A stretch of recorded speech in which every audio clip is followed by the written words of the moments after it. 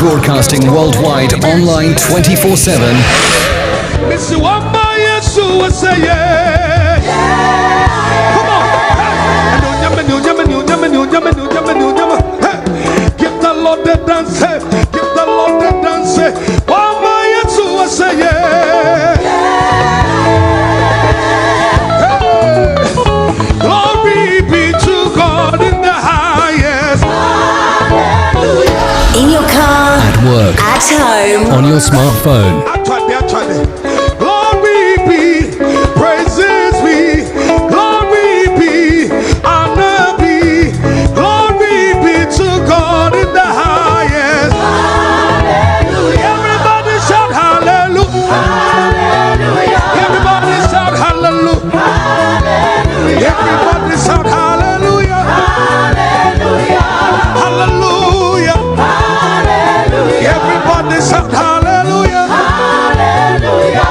Hallelujah. Hallelujah. Sing how lovely are the mountains at the feet of them who bring good news.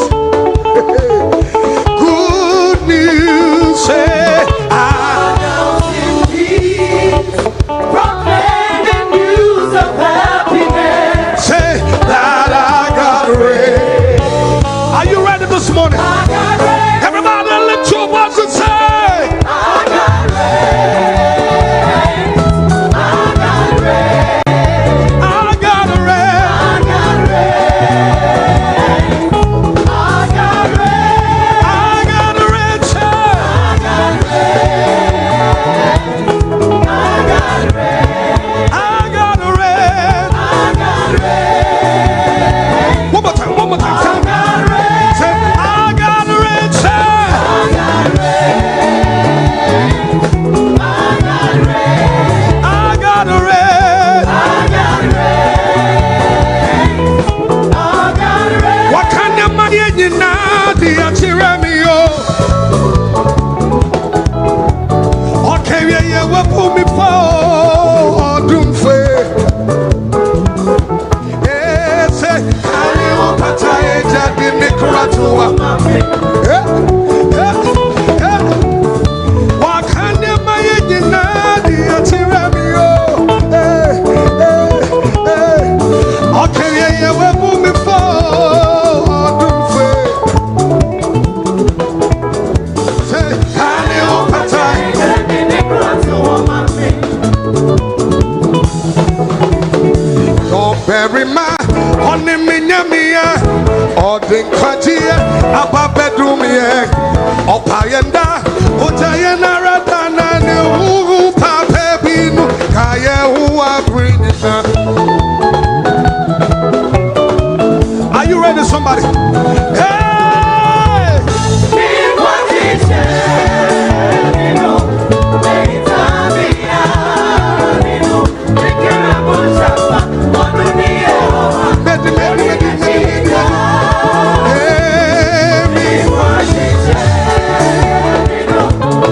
This is Star Radio UK.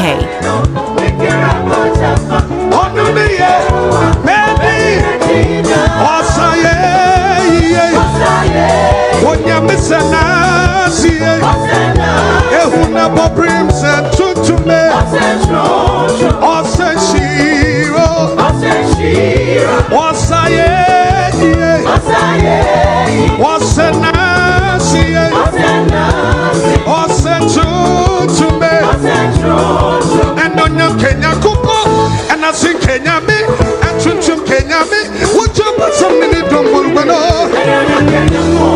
And when I'm Kenya Kupo, and I sing Kenya me, and Chunchum Kenya me, would you put some minute on Bulgano? Ada will you never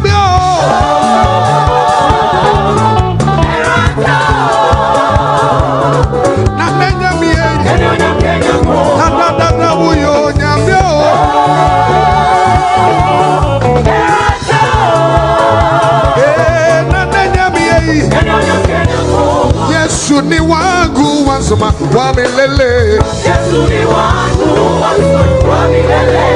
Yesuni wangu once my wamilele. Yesuni wangu wamilele. Once my wamilele. Once my wamilele. Once my wamilele. Once my wamilele. Once my wamilele. Wamilele. Wamilele. Wamilele. Jesus is my Lord, I'll praise him forevermore. Jesus is my Lord, I'll praise him forevermore. Jesus is my Lord, I'll praise him forevermore. Jesus is my Lord, I'll praise him forevermore. I'll praise him forevermore. I'll praise him forevermore. I'll praise him forevermore. I'll praise him forevermore. I'll praise him forevermore. I'll praise him forevermore. I'll praise him forevermore. I'll praise him forevermore. Tout le monde est dansé, tout le monde est dansé, tout le monde est dansé, tout le monde est dansé, dansé, dansé, dansé.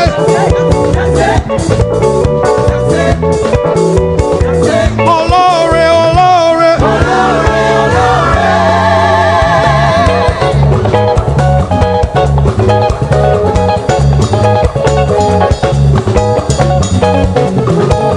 orúkọ Jésù, orúkọ Jésù, orúkọ Jésù, orúkọ Jésù, orúkọ Jésù, orúkọ Jésù. Orúkọ Jésù, orúkọ Jésù, orúkọ Jésù, orúkọ Jésù, orúkọ Jésù, orúkọ Jésù, orúkọ Jésù, orúkọ Jésù, orúkọ Jésù, orúkọ Jésù, orúkọ Jésù, orúkọ Jésù, orúkọ Jésù, orúkọ Jésù, orúkọ Jésù, orúkọ Jésù, orúkọ Jésù, orúkọ Jésù, orúkọ Jésù. Send them a tip, you're me, nyame aye. Send them a tip, you're me, nyame aye. Hallelujah, me nyame aye. Hallelujah, me nyame aye. Hallelujah, me da nyame aso. Hallelujah, me nyame aye. Me da nyame aso.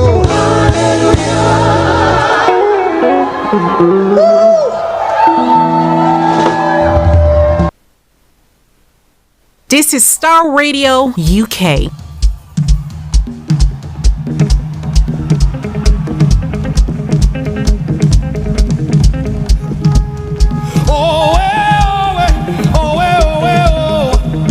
He's the God of miracles. Hallelujah. Say, He's the God of that's it. Come on. He's the God of One more time. Say, He's the God of miracles. Hallelujah. hey.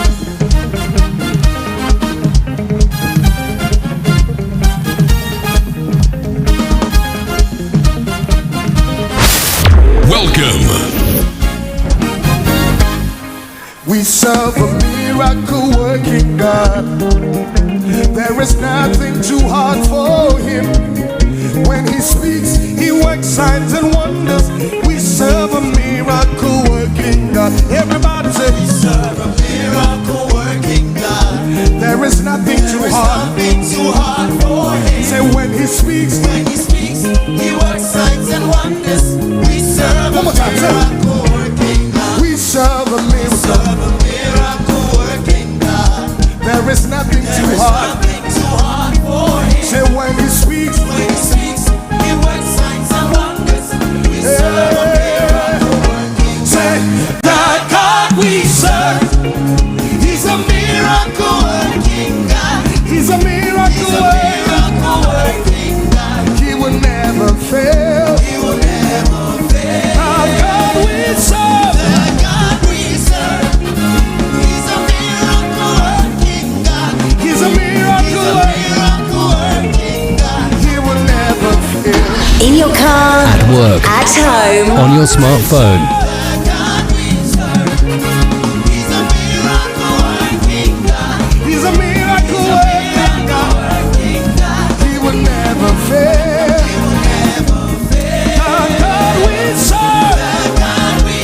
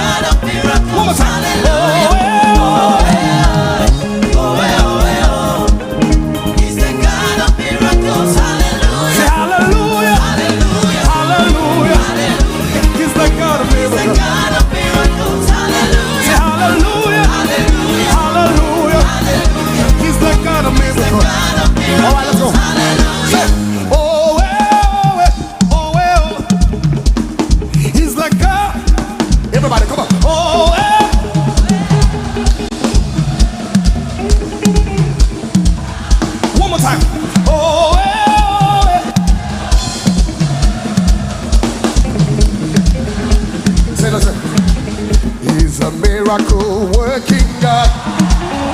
He's a miracle working God. He's the Alpha and Omega.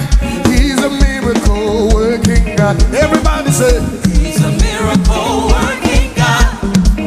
He's a miracle working God. He's the Alpha and Omega. He's a miracle working God. He's a miracle, say. He's a miracle working God. He's a miracle. He's a miracle working God. He's the Alpha He's the Alpha and Omega. He's a miracle. He's a miracle One more time. working God. He's the Alpha. He's the Alpha and Omega. He's a miracle. One. He's a miracle. Two. He's a miracle working God. Me, I know no suffer. I know no beg for bread. Me, I know go suffer. I no go beg for bread. Got a miracle. Now my Baba. Got a miracle. Now my Baba. Are you ready to turn it up?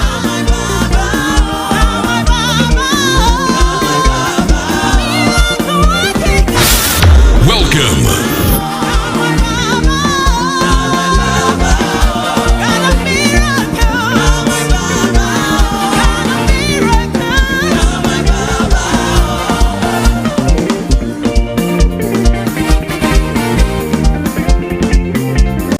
Somebody shout out to the Lord. Hey. Woo.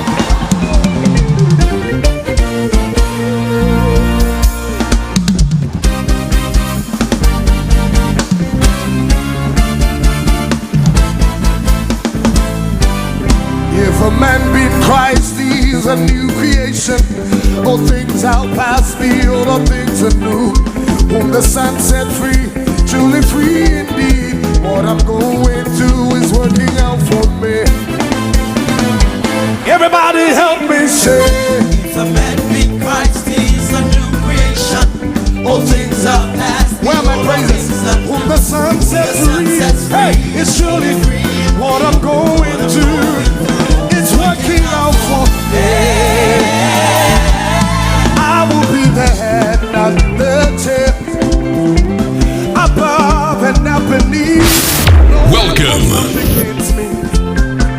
It's turning around to I will be the head and not the tail. I'll be the head Above and not and not the tail. no weapon. No weapon formed against me will ever prosper. It's the doing of the Lord and it's marvelous in our eyes. We thank God for such a blessed day in the city of London, south of London, United Kingdom. It's about 15 the hour of 5 p.m. on a Sunday, the 6th of February. We're flying like never before, and we thank God for this day that He has made. And you see, God gives His best, and so we are privileged to be amongst the living. Let's give Him praise and glory and honor. He deserves it. The God that you serve, He is a miracle working God. But you know what? Listen to Everything is turning around. But I don't know about Ghana if everything is turning around. But you see, as long as we have God, we have everything that is possible. The possibilities are endless. But you know what? This on Faith Talk this afternoon, I'm super excited to be talking about some politics, as we always do. And I'm privileged to be having super special guest joining me this very afternoon. And good morning to all our fans in Australia and Antwi and the family, to our fans in China, Jern, and the entire family, and all the guys in Jiangsu province, and also across the globe in Ghana, in Africa, in the US of A. And so, hey, we thank you for tuning in. Please do us the biggest favor this afternoon by keeping on sharing. We are live on Twitter, it's Star Radio UK. We are live on Facebook, that's Star Radio UK Facebook page, Star Radio UK fan page as well. We are live on our YouTube page. We are live on Periscope, TuneIn Radio, www.starradiouk.com. platform and also on our app, the amazing interactive user-friendly app. We are live, and also you know why we are live on KB Bossman Facebook page. And so hey, you have no choice but to share and let somebody also hear the good news about the E-Levy controversy. Is it a good tax or bad tax? What are all these noise about? What is it that people don't understand? Is the government right? Is the opposition right? Are Ghanaians okay with it? All the questions and all your questions, please tune in and share with somebody. Let's discuss. Is our nation that that's our motherland? So I've got let me introduce my very special guest, and I am super excited whenever we come to politics, because you know what? Everything is politics, you know. But hey, a very good afternoon to our distinguished guests that have joined me from across, you know, we are on 3 continents now. From the US of A, I believe from the US of A, I have joining me all the way from US is what our one and only the number 1. I love him to bit, and he knows that the love is deep, as my kid sister would say. The love is deep, and he is none other than Professor Enoch Antwi. He's an associate professor in Vertebral University, Wisconsin, and he is joining us via Skype, and we'll dive into that a little bit more. He's also an author, written some powerful books. Towards the end of the program, we'll talk about that. You need to get that, and I believe that Africa needs this book. And I've told Prof on this show that the last book, Servant Leader, has to be in lecture rooms so that we can get the new breed of the young Africans using it and adopting the strategy and the wisdom God has given this powerful leader, also an architect of leadership as well. And also I have my special guest from the National Democratic Congress, the one and only, he's the branch chairman for the Milton Keynes, United Kingdom, and he's none other than Conrad. Please bear with me. Don't get me wrong. I am solidly in tune. Just that we're facing some few hiccups. We are good. That's Conrad Dumbah. I believe I've got it right. And he is also a professional accountant, a chartered accountant. So he knows his tax stuff. So it will be good for us to be discussing the E-Levy, and the National Democratic Congress have done well to give us a professional, which we always talk about the technocrats, which is key, very important to discuss. And also he'll be joining us pretty soon. He is none other than Mr. Charles Bissue. He's the national they are changing it to national, but it's the New Patriotic Party, the NPP, the ruling government. He is the Western Regional Regional Secretary. He's so powerful. There are some serious stuff that he did for the MPP to win extra 8 seats. He will talk about that, and I believe that it will be super good. But he'll be joining us pretty soon. We are just facing some slight technical hiccups, and we will get you going soon, please. But keep on sharing, and as I talk about how you can, because of time, we will not be taking phone calls, but please share your ideas and contributions on all our platforms, and we'll be more than happy to read it out. And also, let me read out the WhatsApp number you can send us wherever you are in the world. Is 07539661744. That's 07539661744. That's 07539661744. And on Twitter is Star Radio UK. Let me go straight to our very, very special guest, and we will be starting off. I believe that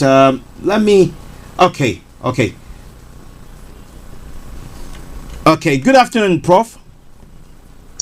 Good afternoon, KB. How are you? Very well.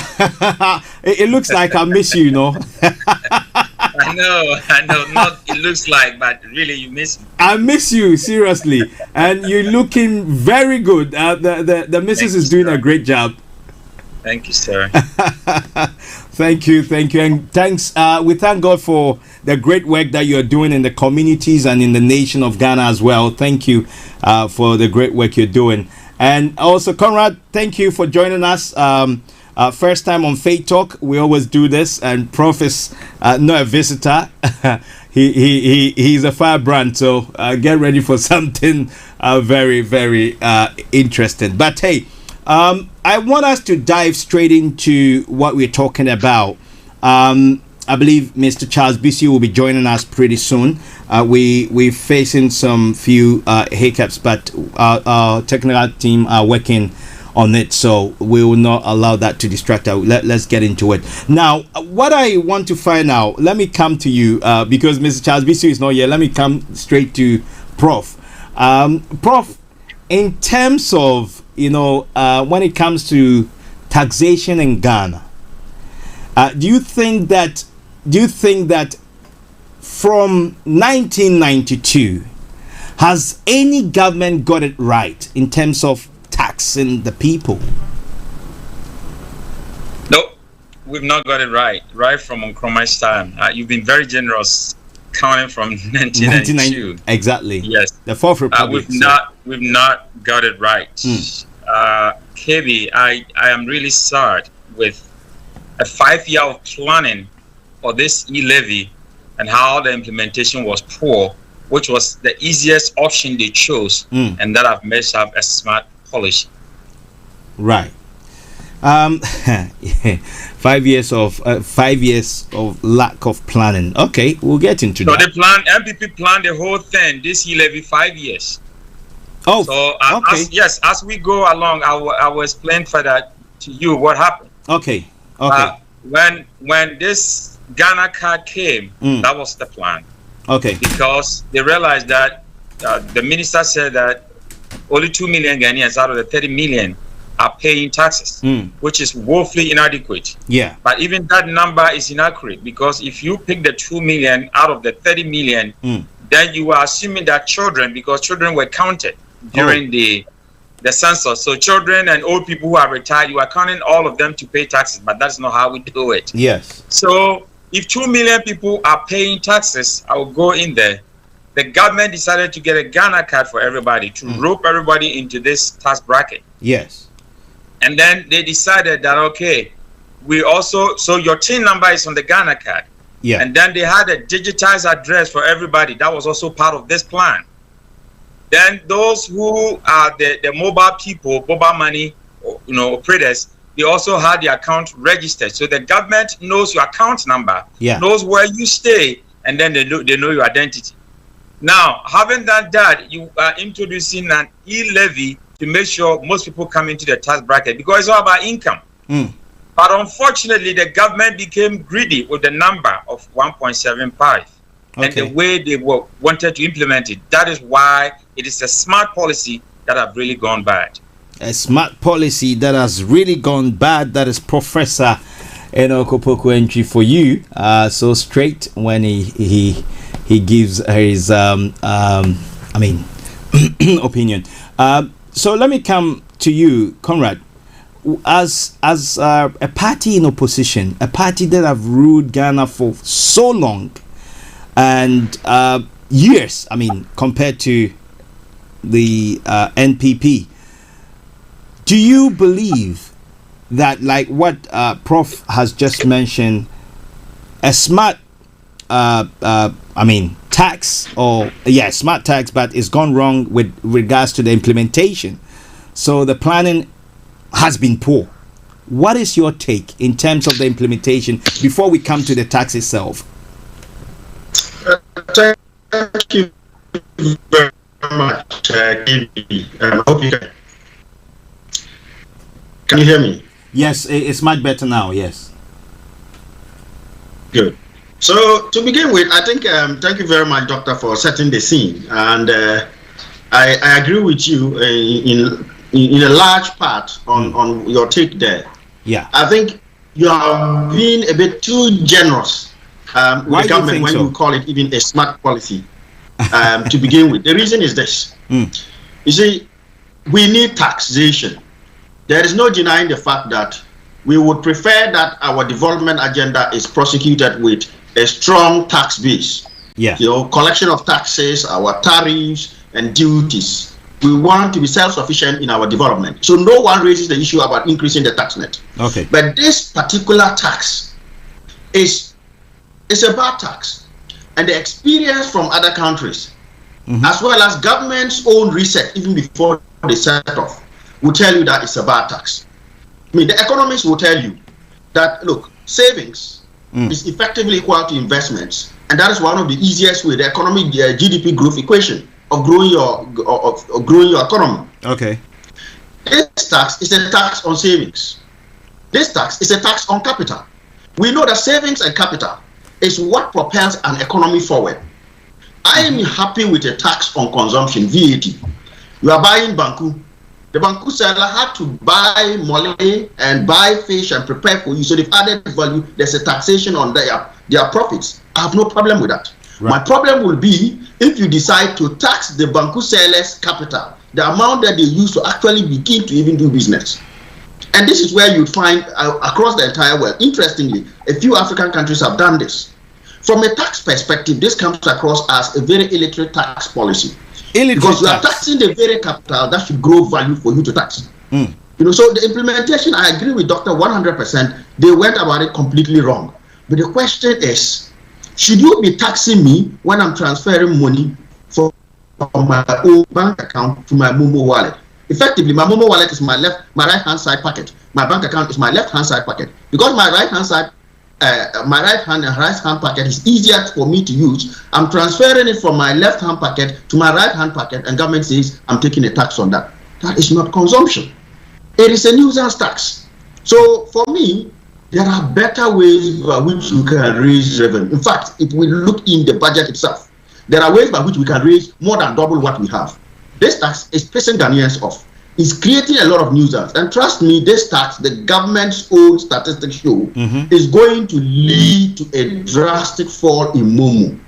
When we come to the details, we will see, look, Momo almost went to almost $1 billion, about 100 million short of $1 billion last year. It's experienced an astronomical growth.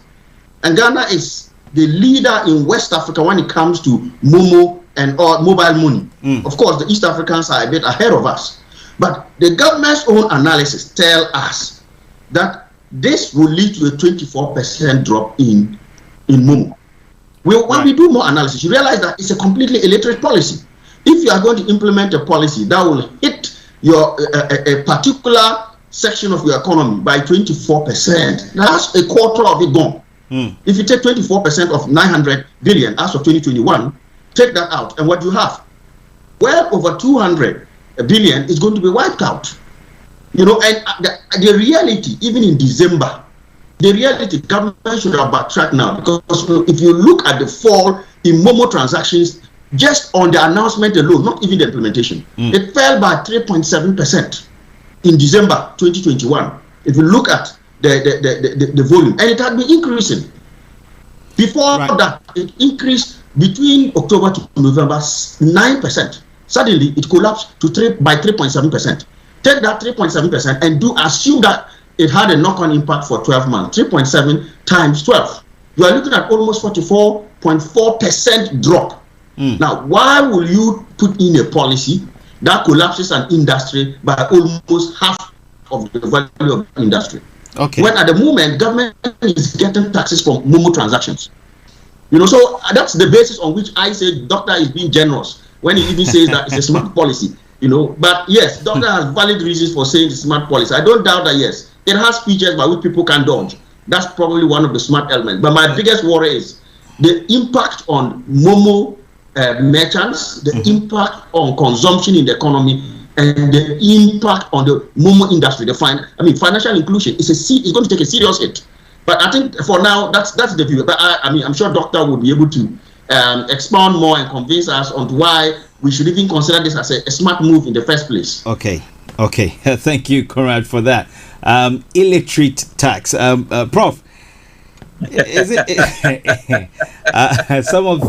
some strong words coming from the NDC, which I believe I mean I hope we can get my brother Charles to join us, Mr. Bissue, to defend the government, because if it's an illiterate tax and the government is so passionate about it and believes, and some of the things that are flying around, I mean, I was watching Joy FM, the news, and I heard it from the president, I heard it from the Greek minister, I heard it from so a couple of the ministers, and some there's a write-up that I had read, and I started screaming and shouting that almost everything hangs on the E-Levy.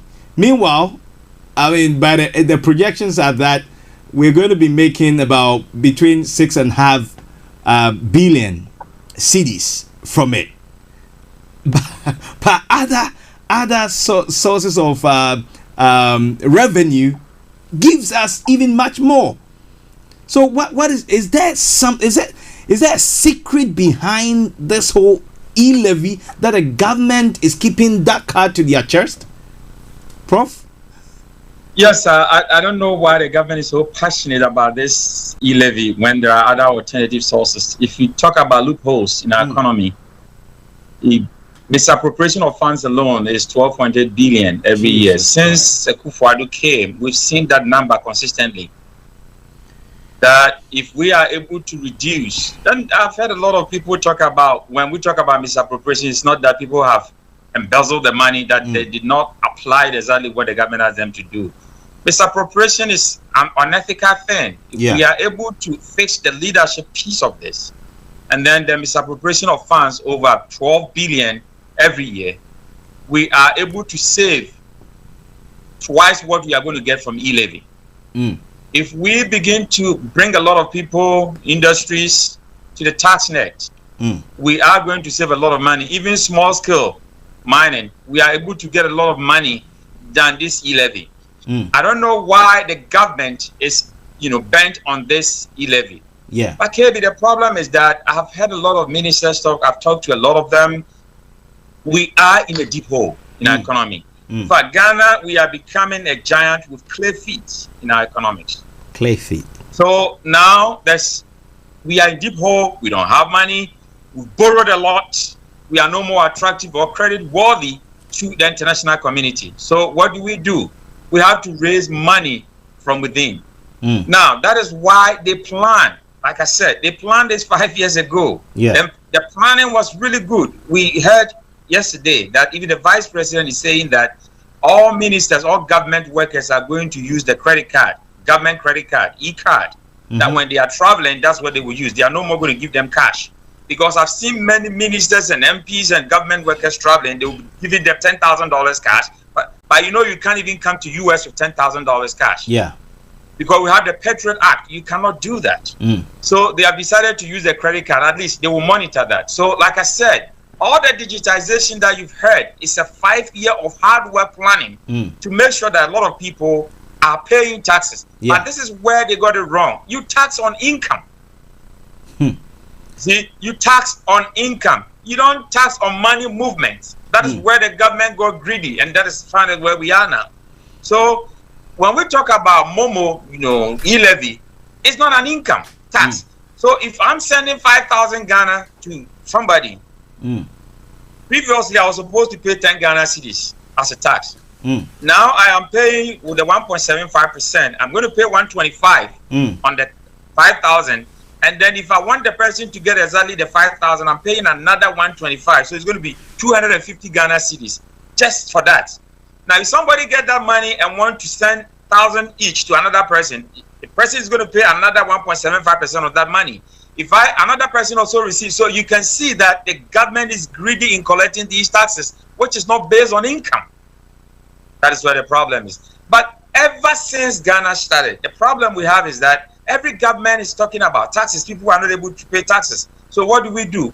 One, all the president we've had, all the members of parliament we've had, all the vice president should count themselves, that they should be ashamed of themselves.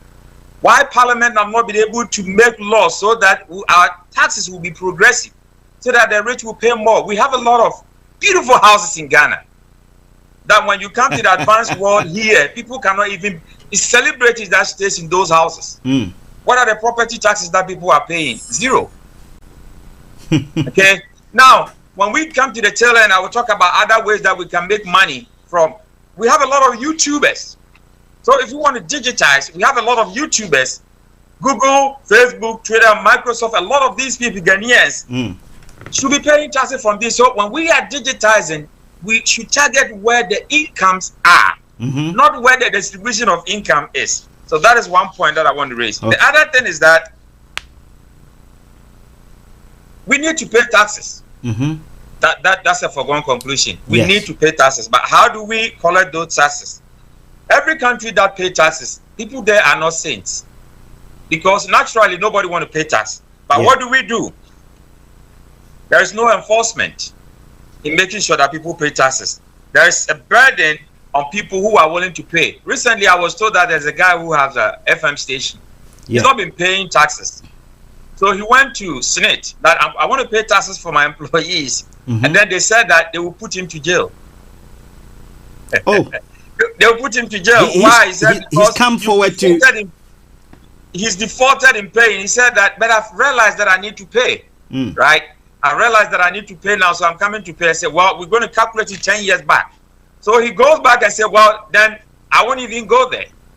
And he told his friends that, look, when you go there, they're going to calculate many years back. So a lot of people who are in the system who are not paying taxes, and they are afraid that when they go, they're going to count back about 10 years. So they are not going to pay. These are not ways that we should collect money from people. So we have a lot of fundamental problems in the way we pay taxes that have become a burden for people. And then the benefit or privilege accrued to the taxpayers. No, they are not getting.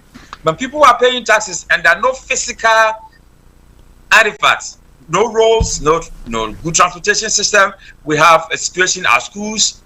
Children are carrying chairs to come back to school. We have our hospitals in bad states with beds not there. So when people are paying taxes and we don't have any public goods, as clear evidence that shows that these are the evidence of us paying taxes, it becomes difficult to collect the taxes from the people. Yeah.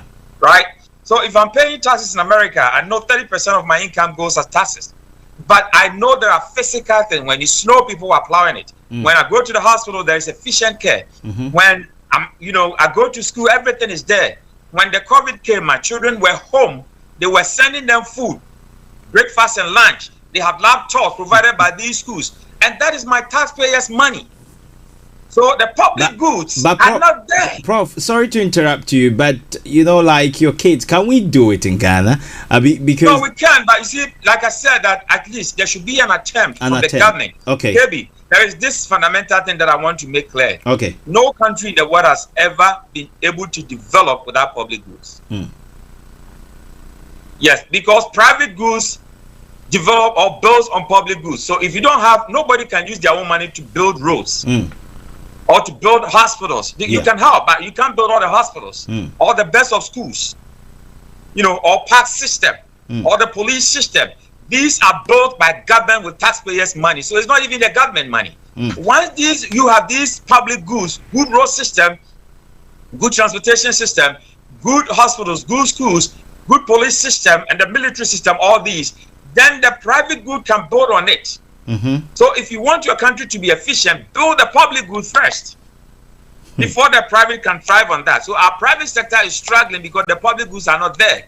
If you go to the cocoa farms or all these cocoa roads, look at how terrible they are. I'm told when I came to Ghana, I've been in Ghana 6 months out of 12 months every year.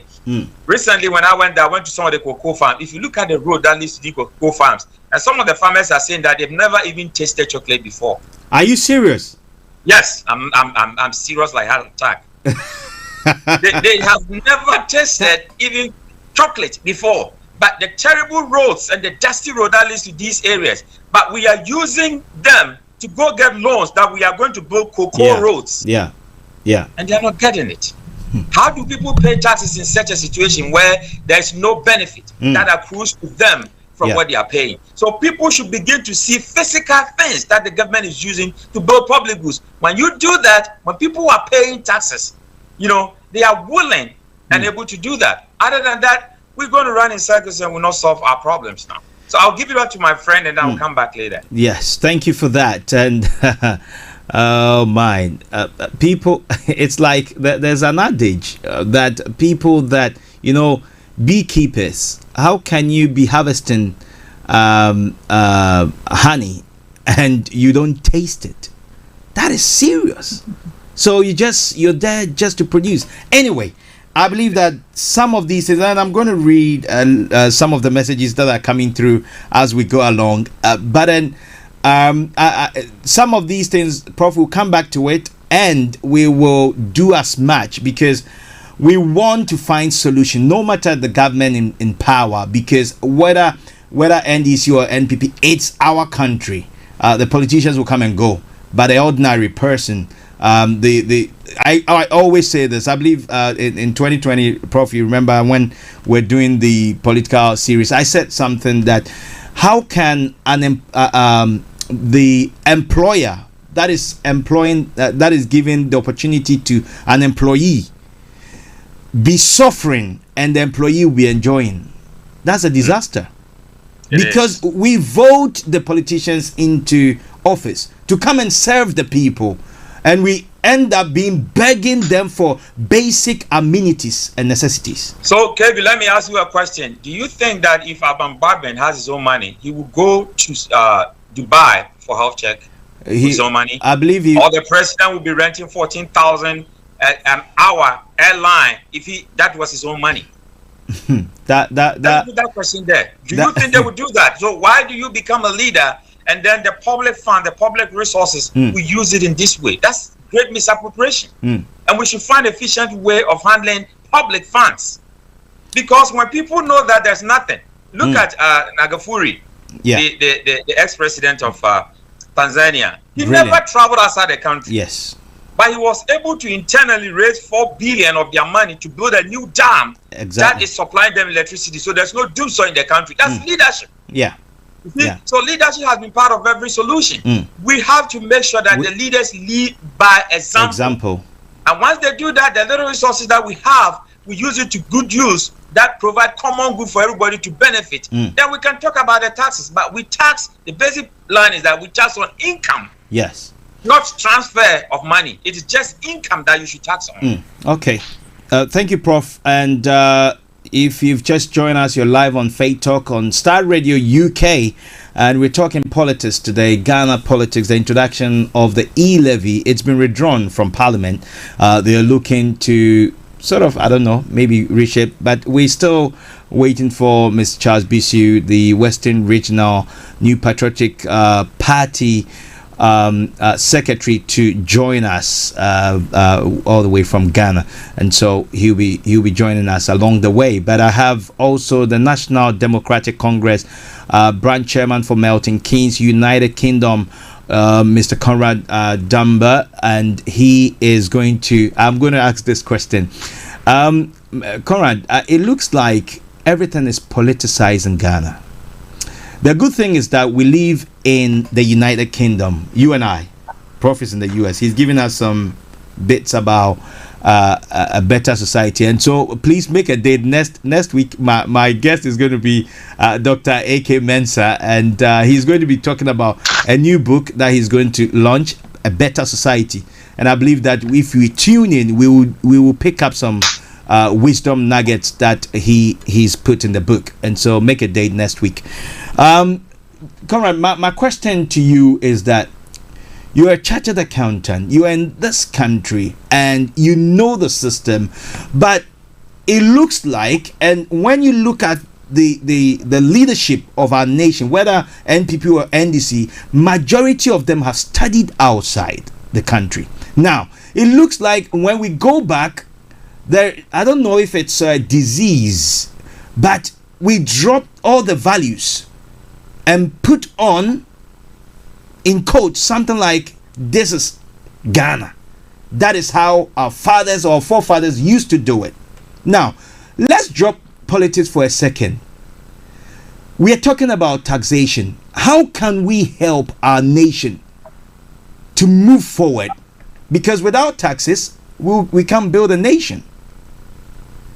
Absolutely, KB, and that's a really good question. And before I come to that, I just wanted to thank Doctor for, taking the wind out of my sails. That single line of you tax income, whether it's your profits from the business or the income you make from work, for which we even give you a tax allowance to recognize the fact that allowance will take care of your daily cost to work and all that stuff. So you tax income, not capital, not savings. So that I salute Doc. Nobody said, that is a golden standard in taxation. Doc's second point, which I agree 100%, is tailed back to your question. We need taxation. Yes. Absolutely, we need taxation. But one of the fundamental principles of taxation is fairness. I'm not saying it. You go all the way back to Adam Smith's in the 19th century, Wealth of Nations. You tax the people in a fair manner, where fairness is their ability to pay. So you do not look at the poor woman in the village who needs 200 cedis to go buy some medicine, because we all know that if you go for free national health care, most medication are not catered for there. Someone out of the generosity of their heart decides to give the poor lady 200 Ghana cedis to buy medicine, and government says, I'm going to take 1.75% of that. Where is the value in taxing that? This is where I use some strong words on it.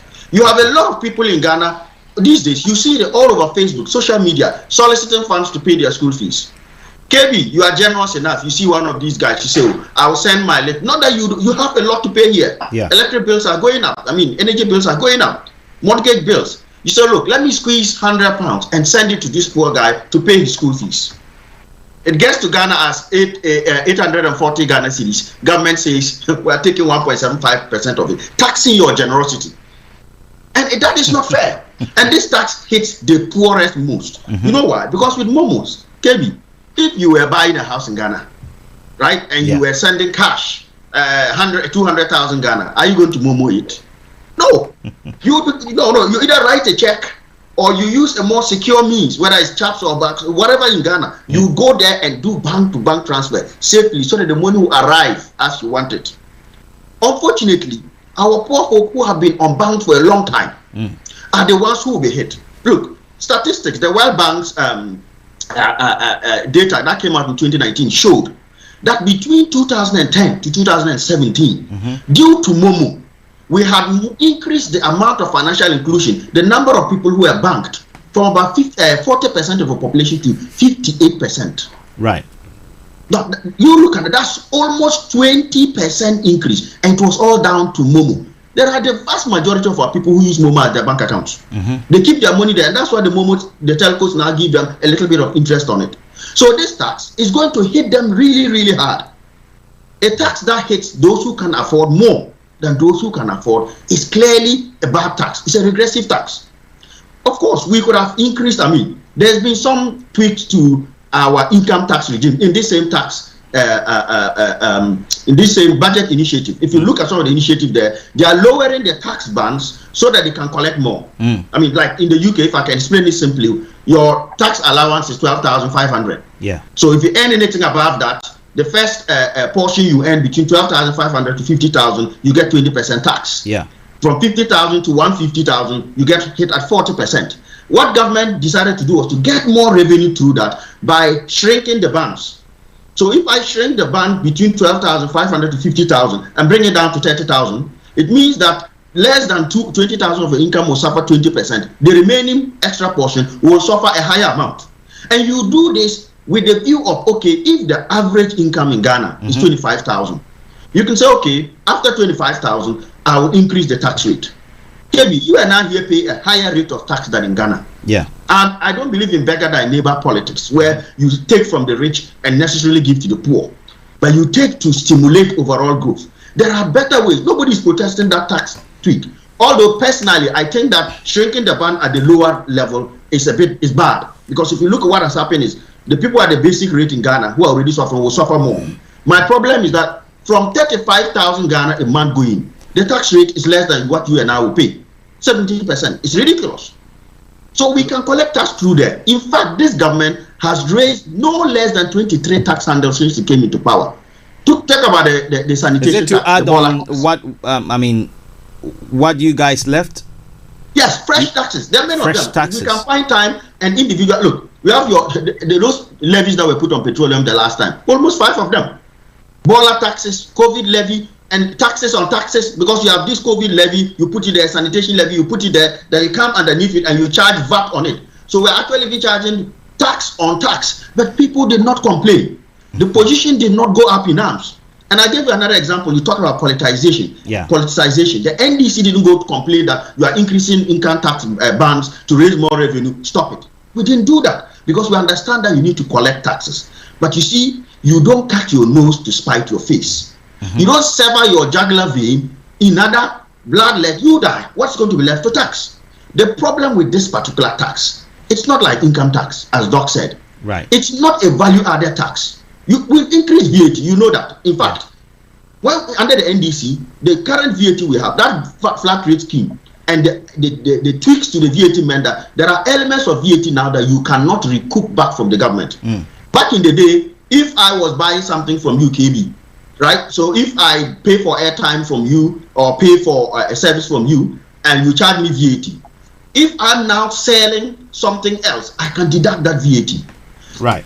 That has been stopped for some particular commodity and some types. That is effectively a tax increase. Our problem is this particular E-Levy is a bad tax. It's not a tax on income. It's a tax on savings that are already poor in Ghana. It's a tax on the poor who will suffer most. You and I will simply go to the bank, withdraw the money, put it in our glove compartment in our car and drive around. If that poor man tries that and goes to withdraw all his money, puts in a pocket room around, he'll get to Okaishi market, he'll go home, he won't find the rest of his money. And this is part of what I'm talking about. It's also going to damage financial inclusion. And for me, take a step back. I'm a government. Before Momo, there was no contribution of Momo to the economy. Momo comes in and brings in 900 billion to your economy. Yes. Of that 900 billion, bear in mind that government taxes. For example, you see, employment comes out of it. You know these Momo agents, our brothers and sisters that do it. In fact, some of them are graduates who can find jobs. You get 1,000 cedis from a friend, sit down, set up your table. For every single Momo they do, the telcos charge that 1% capped at 10 cedis. The telcos give these guys 40% of what they collect. So 40 pesos of every CD the telcos collect goes to those Momo vendors. That is creating income for them. Now, if government itself by its own admission, individuals can even borrow. Individuals are not even borrowing from exactly, people. And that's has made a good point. Leverage. You know, in finance, if you borrow, let's say you are a businessman, you have 100 cedis to do your business, you make profit of say 20 cedis. Now, if you decide to borrow another 100 cedis from somebody, add it. Now your profit will move from 20 cedis to what? 40 cedis. Prior to Momo, that facility wasn't available. You go to banks, only those who could afford could get it. This has decentralized finance. It has put finance in people's pocket, and it is proven in development studies that finance is the engine of economic growth. So if we are now the kings of Momo, mobile money in West Africa, we beat Nigeria fairly and squarely when Nigeria is a bigger, has a bigger population economy than us. And we now decide to chop our own feed by 24%. And what government has said is very conservative. Because I gave you the example of December, extrapolated by a year. And you are looking at almost halving Momo from about 900 billion down to 450 billion. That means the taxes government is collecting will also fall. And this is the other thing. If government has estimated they will collect 6.9 billion based on the current volume, and they implement a policy, and that policy knocks that volume down by 44%, that means government's own 6.9 billion will also come down by 44%. What it also means, if you take a crude view, is that the volume of employment in the Momo industry will effectively drop by 44%. The number of people in there, because think about it, if I was making 100 cedis and government has reduced the energy in the industry, the throughput and transactions in the industry, and the value in the industry by 44%, all things being equal, my profit will also come down by 44%. Yeah. So everybody will be poorer. And government will even be poorer for that, because bear in mind, see, every dollar you put into our economy, the multiply effect will give you a 10 times effect, all things being equal. Okay. So if government is choosing, so if we have 900 billion of Momo in the economy, multiply that by 10. You see the impact. I know there are trickle-down elements there. But the government cuts it down by 44%. Yeah. Did we go or did we come? Did we go? Doctor made a good point about, can we not raise this elsewhere? And he gave examples, and I agree, and I'll add some. You brought about, okay, why are we, and this is what the fairness is, why will we raise Momo at 6.9 billion? Give 3.2 billion of that, and that's what the budget said, approximately 3 billion, just a little over 3 billion, to the Office of Government Machinery. Yeah. So that our president can fly private jets at $14,000 an hour. Is that a judicious use of money? If you look at it the other way, in terms of raising money, as Doc said, if we need 6.9 billion, the Office of Government Machinery could pare down by $1 billion. That will reduce to 5.5 billion. Look in their own budget. I can refer you to the specific appendices if you want. But you look in there, and we're giving tax exemptions. Last year alone, we estimated to give import tax exemptions of about 2 billion, 2.3 billion. That's our projection is that we will actually be giving about 4 billion out in import taxes. Professor Bossman said yesterday, and I rely on him on this matter, $2.27 billion is lost exemptions for corporates that are coming into Ghana. We give them blanket tax exemption on anything they import. Like our brother Pullman Properties, when he was building his hotel. How much did we give you in billions of dollars? Every single material that was imported to Ghana, we waived the VAT on it. Now, 2.27 billion, multiply that by the current prevailing dollar to CD rate of 6.4, you get over 14 billion. If we were even to say to these guys that, look, we won't give you the 100% exemption of VAT and others, we'll cut it by half. Cut that by half. Say to them, look, things are hard. Ghanaians are having to pay baller tax and all other taxes. So also take some heat. When things get back to normal, I'll give it to you. If you have our total tax exemptions now, right, by half, we'll end up with about 7 billion. We only need 6.2 billion. Right. 6.9 billion. So there are better ways of raising this income that we don't need to piss Ghanaians off with this particular nuisance tax. Okay. Conrad, thank you for that submission. You've given some good options as well, but these exemptions are serious, and I don't know when it's going to end, because I believe in the time of, I don't like going back, but okay, not to interrupt you, it could have ended by now. I salute this government for being bold enough to craft a bill on exemption that was supposed to rationalize it. Now, I admit, when you look into it, it doesn't go as far as I would have expected it to go. Right. But even if we made it simple and cut all exemptions by 50%, we don't need E-Levy. Okay. But the problem is that bill has been sitting in Parliament since 2019. Why has government not put the same energy is putting in pushing that particular tax exemptions bill? I think they've resubmitted it. So the question is, KB, when they were about to do the planning, if I'm not finance minister, I'm not qualified to be. Okay. But when I was looking for revenue to plan, qualified to be a finance minister. See, I decided to raise revenue to plug a 37 billion deficit, because our revenue is projected 100 billion, which is suspect anyway. I can tell you for free, we won't hit it. Okay. And our expenditure at 137 billion. Of that 37 billion, I should have said, okay, I can easily get 14 billion from this tax exemption bill. So rush it through under a bill of emergency. It will pass 24 hours. We will raise, if we have to slash exemptions under that bill, we'll raise 7 billion, which means I won't go hassling people about E-Levy. So all these things should have been done before they even brought it. And this is where I agree with Doc 100% in the sloppy way in which they are even executing the agenda. What you do is you now bring it, we push back, you say we will take it back. But there is no urgency. Why could it look? The NDC would have supported the tax exemptions bill because it's long overdue. But the NDC used it as well. Bipartisan support. Put them there. Anyway, sorry to cut in, but let me. No, that's fine. That's fine. I did first, so my apologies. Let me say that thank you to our listeners and viewers across the globe.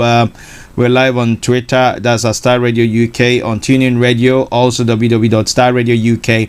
On Facebook, it's Star Radio UK Facebook page and fan page as well, and KB Bossman Facebook page. We're live also on our YouTube page. We've got a couple of comments I'll read out, and we can go to the second segment, which will talk a little bit about the Côte d'Ivoire in West Africa, and we'll find out what the effects and the future holds for the region. So let me quickly take from Maxwell Asabre on YouTube. He says, "You are absolutely right, Prof." And then on Facebook, that's quite a lot. I will sweep through quickly. Dorcas Boatima she says, watching live from Kofidua. Is it Koforidua or Kofidua? Koforidua. Yeah. That's our place, you know. That's my sister. Dorcas is my sister. Okay.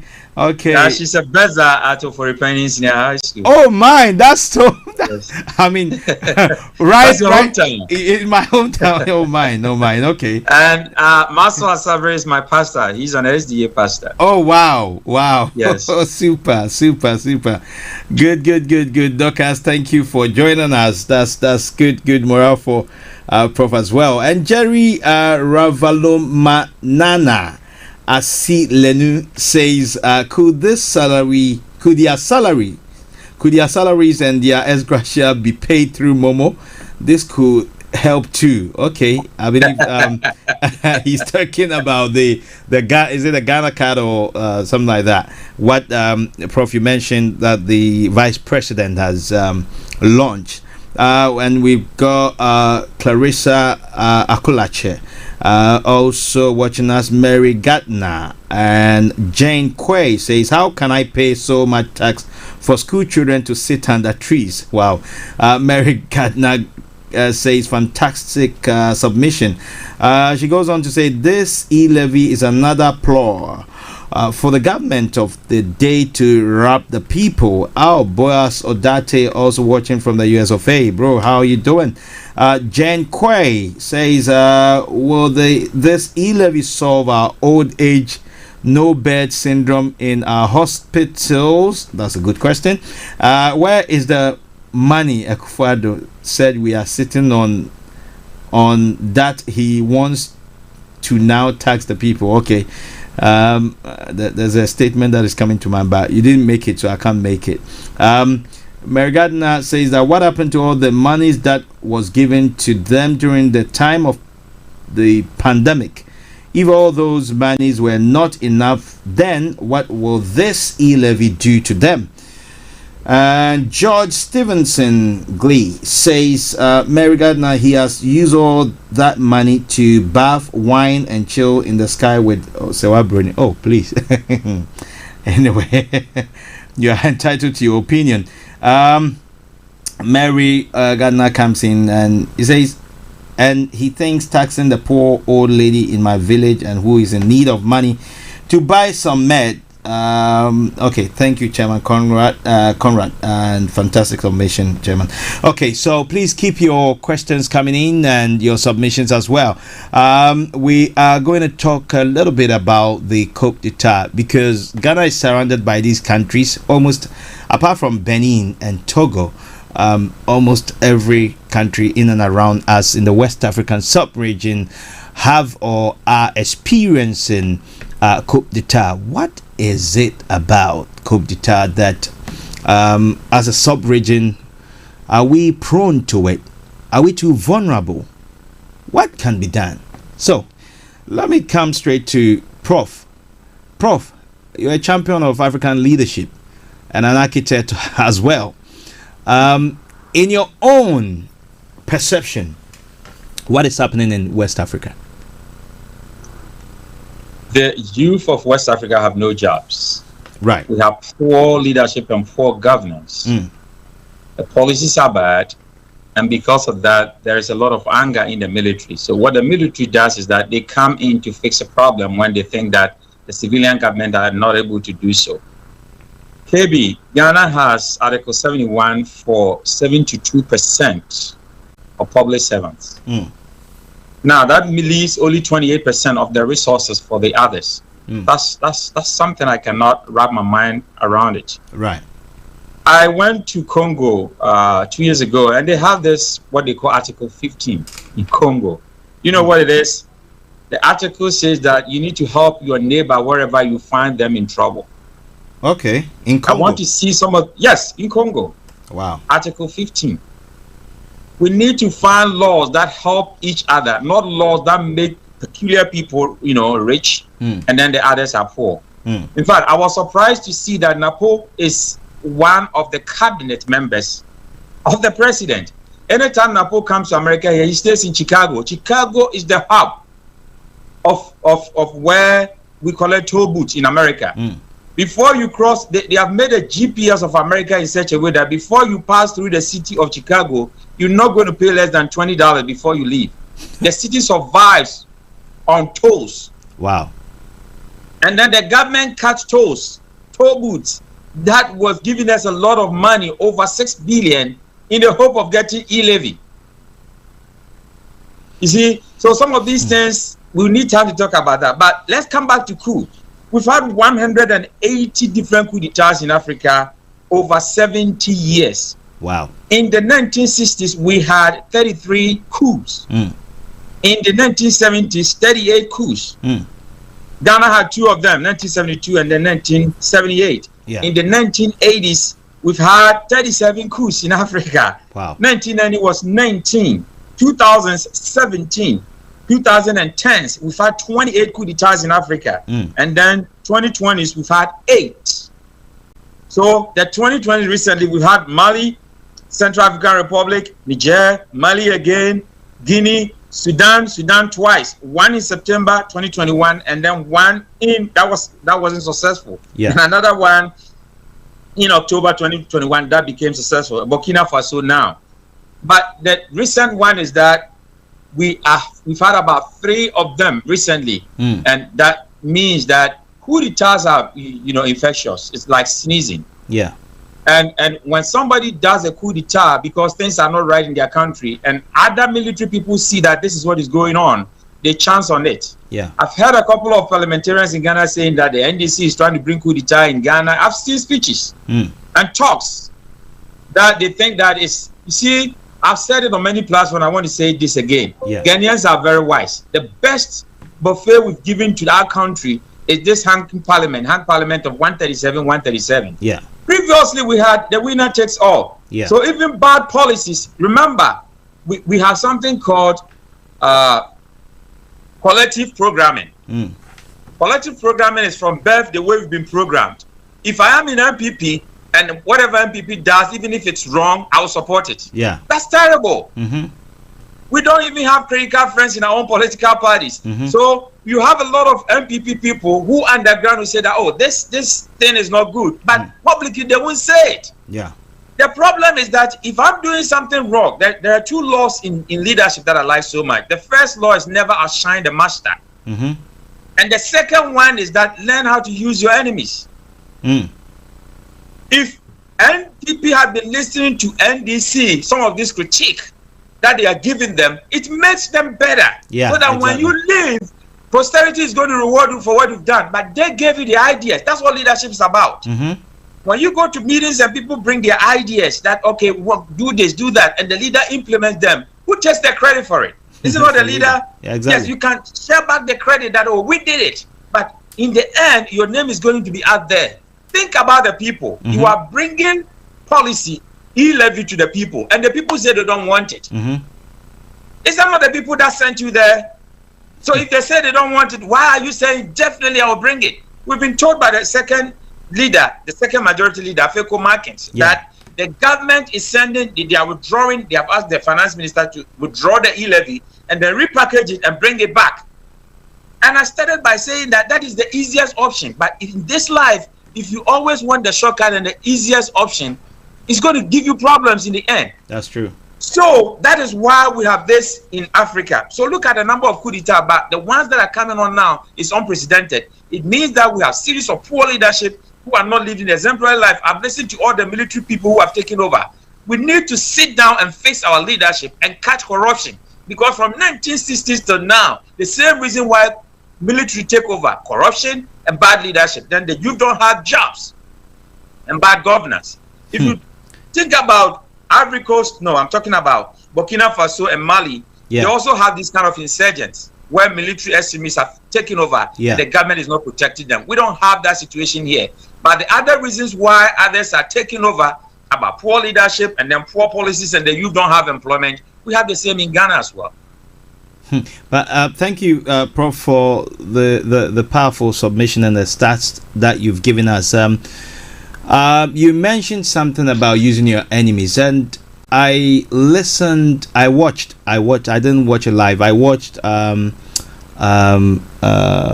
Kwame Pianin and his statement that he made at the launch of the Atamil's Heritage something, and to be quite honest, I was touched, and the things he talked about I mean, himself and Professor Mills and the Atuahoys and some of the people in the MP, some elderly statesmen, and the way they are able to work together, but when they come out as if they are sworn enemies. And he said that, he said it categorically, I think about 2, 3, 4 times, that remember, I am NPP. That is what this man was saying categorically, that I'm not NDC, I am NPP, and you guys have been bold enough to invite me. And I believe that the previous government invited him to the economic when Ghana was in crisis in Senche, that economic forum. They invited him, and to him it was a bold move because he is an MPP member. Can't we use our technocrat, our experts? And he mentioned some of the Ghanaians that are doing well across the globe. People in NASA, people in all over the world. But our politicians sometimes makes us feel as if without them it's over. But they have a bunch of people, incredible, well-doing people that they can use. But it looks like, you know what, if you're not a card-bearing member, you're out of the door. And KB, we pay $160 a year as MPP membership card. But when I went to Koforia, they told me they don't know me. They pay $1 CD as membership dues a month. I pay $160. They say they don't know me because people have ganked political parties as if it is their property. And all their orientation is that it is going to be my turn to make money. So they are not thinking about even the country. And there are hoppers. They contest for this place and lose and go to another place to contest. They are looking for positions, not an avenue to serve their people. It's very sad. And the fear they have put into these delegates cannot even openly come to you and talk to you because once they see you, they see them talking to you, they will take their name off the delegates list. Fear that they have put into people. Meanwhile, you have only one vote. You see, exactly what is going on in our country is abysmal. If this is the leadership, they have taken us 500 years back to Machiavelli's time, where you put fear into people. I've been put on different MPP platforms, MPs and MCs. Nobody says a word about what is going on. They are afraid of the president. What kind of people are we? If things are going wrong and you cannot criticize, if I have a family, if I have a wife and my children, and I'm doing something wrong and they can't tell me, they are rather my enemies. Exactly. And that does not help. And you rightly said, you mentioned it, you hit it right on the head of the nail, that there are times that you have to be smart to use your enemies. And so let me come to, thank you, Prof. Let me come to Conrad. In terms of coup d'etat, in the NDC, before NDC was PNDC, and so that history is there. Now we are in a better place.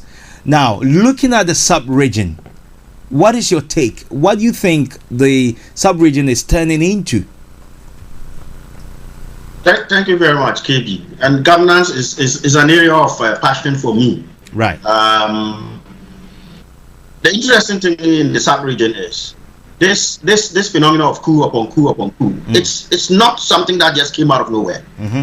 Anybody who had been watching developments in the sub-region would have easily seen in the mirror that was really backseat. It was in the backseat of the car. It was coming to the front seat very, very soon.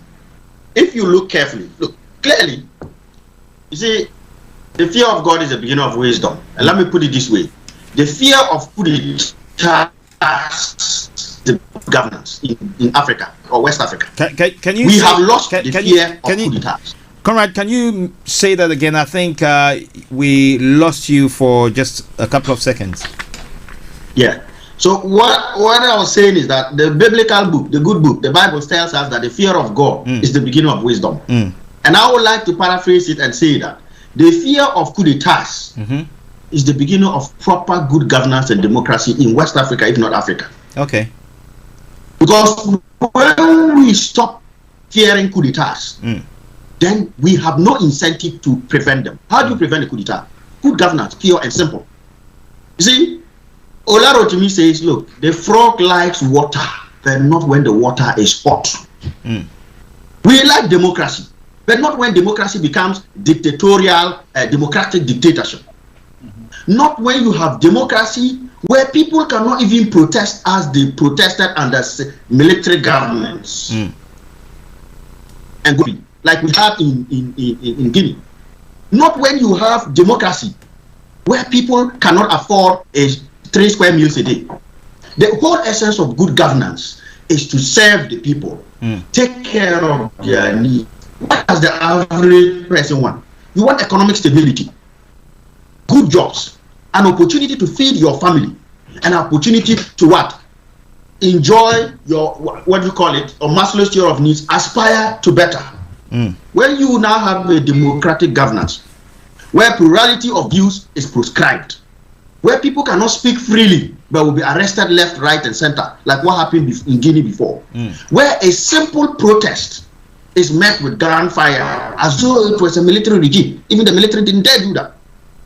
When you have a situation where the democratically elected people decide that I've served my 2 terms as per constitution, the same constitution that empowered you to come to power. And I use Alpha Condé in Guinea as a classic example. One of the cases that was touted as a beacon of democracy in Guinea, all the way through Guinea in its military regimes, this man was like seen as the beacon of hope. He was put into power overwhelmingly when it reverted to democracy. He had 2 terms of 5 years each. After 10 years, the man is almost in his 80s. He should have been able to say, look, I brought the country into democracy. I've said 2 terms, 5 years, 10 years, and move on. No, he decided to change the constitution to allow himself to carry on. And if anyone protested, he met them with the barrel of the gun. So he actually tempted the military out, because he started bringing the military out to use against the civilians. One thing we must never forget is that those military are not aliens that just dropped. They buy Kenke at the same price that we, the civilians, buy. Yeah. So when things are tough for us, things are tough for them. Their kids go to the same schools. They don't get any better treatment than the ordinary civilian. And so I don't, and look, the average civilian is no more educated than the average military man or the officers. The military is a microcosm of the society in which we are. And so when bad governance comes and the military decides to intervene, almost like a circuit breaker, who do we blame ourselves? Well, who do we blame but ourselves? This current crop of democratic leadership have lost the fear of coup d'etats. There was a time when leaders in Africa were truly dedicated to democracy, because we are just seeing the coups of the 60s, the 70s, the 80s, and we were determined that we will not go back there. But this current crop of West African leaders appear to have forgotten everything. Our brothers in Burkina Faso, you have a president sat there, you have rebels coming on, and the soldiers sent to fight could not even get 3 square meals. How do you fight on an empty stomach? And the military started calling, anytime they were told to go and fight the rebels up there, it was basically, they called it the meat grinder, because all that was happening, soldiers were going there and they were being returned in coffins. No ammunition, no food rations. How do you do that? Mali is another example. And it is widespread across the West African sub-region. We have a crop of leaders. I don't believe in discrimination. Whether you are old or young, your ideas could always be there. Ideas can never be too old. Yeah. So whether you are 80 years old or 40 years old, as long as you have ideas, you are prepared to listen to the people, you are prepared to govern for the interests of the people, we are okay. Unfortunately, it looks like we have a particular crop, and if you begin to look at it, they are so aloof to the plight of the people. They really don't care. And that's what happened in Guinea. That's what happened in Mali. Look at Mali. It was the most painful coup, double coup. They did coup 1. they brought the civilians back. And these guys appeared to be clueless. They just didn't even care. The people were on the street asking the military to go back in because clearly these guys didn't give a toss. Burkina Faso is not different. 6 months ago, the warnings were there. The military were warning the president, Kabore, do this, empower the military to fight the rebels. He just ignored. The economy was deteriorating. He didn't give a toss. The people were celebrating on the street and forcing the military to go out. So it is not enough for them to gather, like our president gathered the West African leaders recently and said, let's try find a way of stopping coups. It is within the power of the current crop of leadership to stop coups. Condemning it will make a difference. The UN can condemn as much as it wants. But how do you condemn a coup that is born out of the people, that is requested of the people? The people are suffering. The current leadership needs to understand that you are there because of the people. Govern for the people. If you want to go left and the people say no, not a good idea, why are you going left? Were you not elected to serve the people? Were you elected to go your own way? Exactly. If you want to go your own way, step down and go your own way. Nobody stop you as a private citizen. But if the people want to go right and you decide that you want to go left, an honorable leader will step down because his values are not compatible with the values of his people and then go that way. But not the leader that would say, whether you like it or not, you can toss and turn in hell, I will go where I will go. As we are taking the country down there, we are going to be sacrificing our democracy. Ghana, I hope we are learning. Look, we had 2 coups. Coups in themselves, personally, and this is my personal view, coups are not bad. Coups are like the kitchen knife. If you use it to cut your onions and your ingredients and make a meal, good. If you use it the other way around. In Ghana, and Doc has listed them. In Ghana, we've had a history of coups, starting from the worst coup of all, 1966, that derailed us. We had, thereafter, within the last 3 years, Achampo and Co came. Then we started having palace coups. You know, SMC 1 and SMC 2. Even the military could not agree themselves. They were doing palace coup upon palace coup. The AFRC came in the name of cleansing and sought to stop the military from messing around. We had a third republic. It didn't last because we, the civilians, did not listen.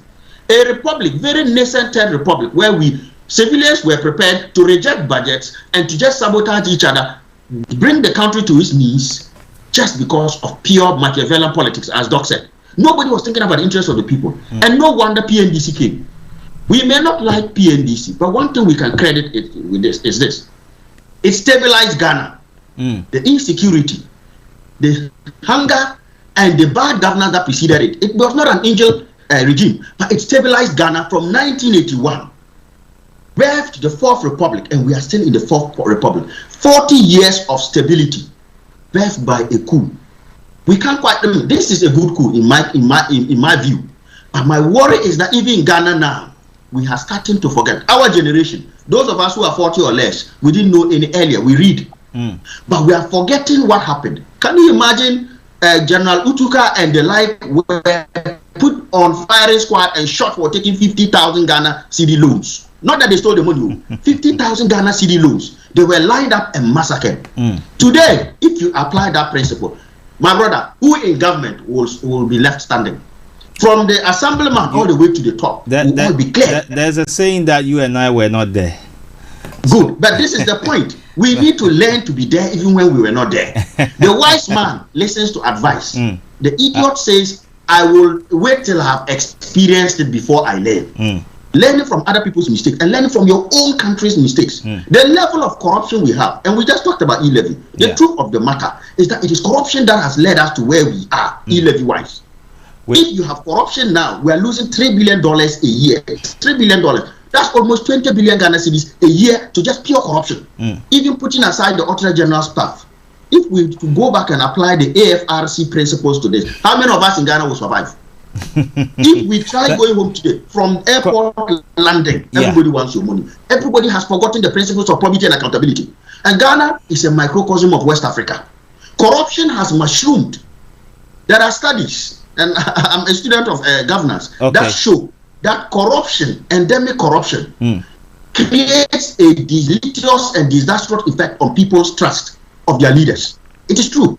How do you trust somebody after knowing that they've just pilfered your state resources that was to build a hospital? And this is where we are now. The sub-region is experiencing coups because the people are sick and tired of the bad governance of the people in charge. Thank so you. sick and tired that they are prepared to risk it with the military. Right? They are prepared to risk it with the military. If you can wrap up, Conrad, and then we can take the last 2 questions. I'll combine them and then we can. Thank you. So for me, the simple thing is, look, if the people say they want military, I believe that the people want the button to be reset. Because we've gone so far, we have forgotten where we came from. But some of the you see, the SXS is what my issue is, and also the military comes in. Maybe. Yeah. Nobody will support military because the military don't care whether you like them or not. Yeah. Just you wake up in the morning and there's a gunfires everywhere, and then rumors are spreading out that military have taken over. Yeah. Then the nation, you turn on your television, especially the national television of GBC and all those, and all you see is military attacks. And then they tell you that we have taken over, the Constitution of Ghana has been suspended, Parliament is dissolved, our borders are closed. You can't go anywhere. Wherever you are, there's curfew, don't go anywhere. How would you feel? So it's not a good thing. As I speak with you now, we have 140 million people in Africa who are being governed or ruled by military people. Soldiers that have taken over. So that number is dangerous. Soldiers have taken over African population, 140 million, that they are ruling. That means our elders say that if you see somebody being burned, then you take water and watch over yours. Watch over yours. So yes, they can escalate into our borders because our neighbors are experiencing that. But if you have insecurity, if you have poor governance and you have frustrated youth, the same reason why they are doing coup d'etat in other West African countries, then we should guard against our democracy. We should work over it and make sure that we have policies and procedures and, other things that really help the people. That is all I have to say. Thank you for that. Thank you for that, Doc. For me, I think the question of excesses. Well, yes, we should condemn all military excesses. Yeah. Have we forgotten about the excesses from democratic dictatorships? Look at how many people were killed in Guinea, not by the military, but by the same civilian government using the military to kill them on the streets. Even in our own recent election, we lost 8 lives. And this is the point. You see, when civilian government begin to use military tactics on their people, you get to a point where the people are thinking, hang on, if I'm on democracy, I'm getting the same thing that as I'll get on military. Why don't I bargain about, because on average, after every single coup, the people come and protest, let's go back and reset the button and go back to democracy. It is not a good idea to be doing stop and start. Why is the same people also celebrate when there's coup d'etat? You see the problem? Exactly. The same people celebrate on the street when there's coup d'etat. About human nature. And that's why I said, you see, we like water. The frog likes water, but not when the water is hot. When democracies become hot, but let me also tell you that when you want to kill the frog and you put the frog into the water and then set fire under it and light the fire gradually, the frog will adapt itself to the water thinking that it's warming up, so I'm adapting my body. And before the frog knows, the frog is dead. Well, that is a valid analogy to give. Harvest. By the time the people are dying, it becomes a full-blown civil protest. And this, the solution to coup d'etats is not condemning it. The solution is good governance. Where you have good governance, take a country like Namibia, you don't see people coming out there. And you see clearly on all good governance metrics, anti-corruption fight, income levels, GDP per capita, the likes of Botswana, Namibia are constantly up there. Even Mugabe had to go down because of a coup. And it was all down to when the people are sweating, they will support anything. You see, it is human nature. And for me, it is not enough for us to condemn coups. Look, one of the best leaders I will pick in Ghana, if I put Osajifo aside, and I'm coming forward now, is Achampon. The things Achampon did, no civilian government has been able to replicate. He was a military leader. He had his excesses. But the point we're making is, let us stop coups by having good governance, listening to the people. People will not support the destruction of a country, a coup, if they are comfortable. If you leave them no option and tie their hands behind their back, we will end up inevitably in coups. And that is personally my exhortation. We should work to have good governance. Failing that, it is not going to be enough that we condemn coups to stop coups. No coup maker will stop it because they will condemn. In fact, before they start, they know they will be condemned. So that is my take on that. That one, that the military don't care whether you like them or not. They do whatever they want to do. But There's this guy called Onela Modena, head of the Institute for Security Studies in Pretoria, South Africa. He says that ECOWAS has even worsened the case because the more sanctions that they talk, and our president is the leader of ECOWAS. That the more ECOWAS talk, people are more angry with ECOWAS. It's been a club of old former presidents who meet and they don't even bite. So let's restructure our. We know that even the African Parliament, when they met there, somebody was threatening to kill another person. That is not effective. So we've had a situation where people are staying outside. White people who are staying outside have created borders in Africa. And try going to Congo, for instance, from Ghana. The visa fee is from $250 to $600. Yeah. You see, even going to other African countries or calling another African country is a problem. We have created problems for ourselves as Africans. And I saw that, Prof. Sorry to cut in. That if you're traveling from Ghana to Congo, you're looking about almost $3,000 to $4,000 by the time you get in there. A flight can take you 16 hours. In the same, on the same continent. Yes, but right from Ghana to UK is 7 hours. No, Ghana to Amsterdam it's 6 hours. Some of the pilots do it like 5.5 hours. Yes, and from New York straight to Accra is 10 hours. So incredible. But from Ghana to Congo, you can spend about 16 hours. Incredible. Anyway, thank you for that. These are exactly the reasons that are leading to this mushrooming of coup d'etats on the subcontinent. But it should come with good solutions, and there's a lot to talk about in Africa. But let me reiterate one thing that Mr. Pianin said, and he said this about Professor Mills. He said he was one time he had an investor. He was a representative of a company. They came in, and to his surprise, the NDC person said, "You know what? You are MPP, so you're not going to be accepted in that meeting. It's going to generate a lot of confusion." He said, "Anyway, I have to go because these guys are my partners." He went in, and lo and behold, when Professor Mills saw him, they went into a room to talk, and he came out with him, sat by his side,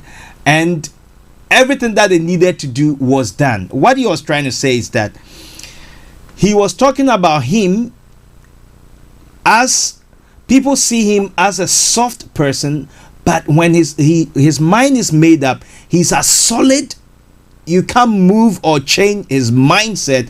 Very strong on the inside, a resilient person, and that is the kind of character, whether you're part of his party or outside, he is a Ghanaian first. Can we ever emulate such characters?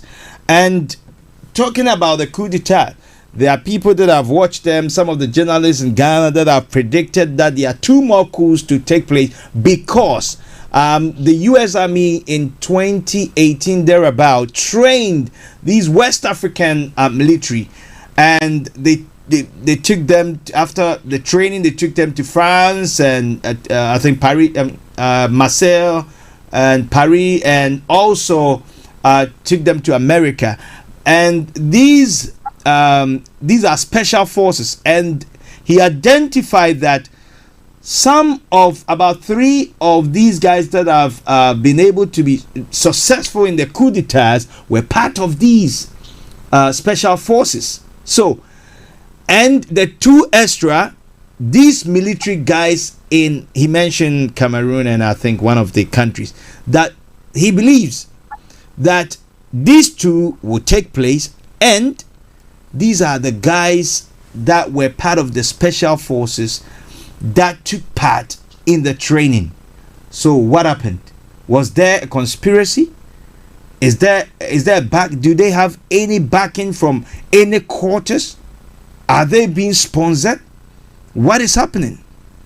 Or is it just happening that they are just friends? Do we have to look into it? We don't know. But hey, let's get back to the Ghana, the economy. I'm going to put two questions out, and then we'll wrap up. I believe today is the final of the AFCON, so our people are all ready to dive into it, and it's going to be amazing because the two countries they don't have a bit of history, but I'm supporting Senegal whether I like it or not. So I've made my West African. But let me read this quickly. We've got Joseph Wachi watching us as well, and Jerry Ravalo Manana Lenu says across the West African states there will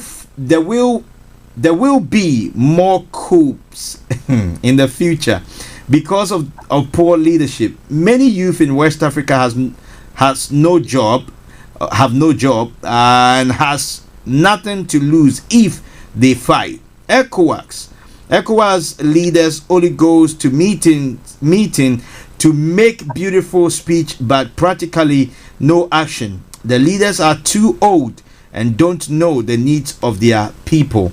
And also Nana Opoku II is also watching us as well.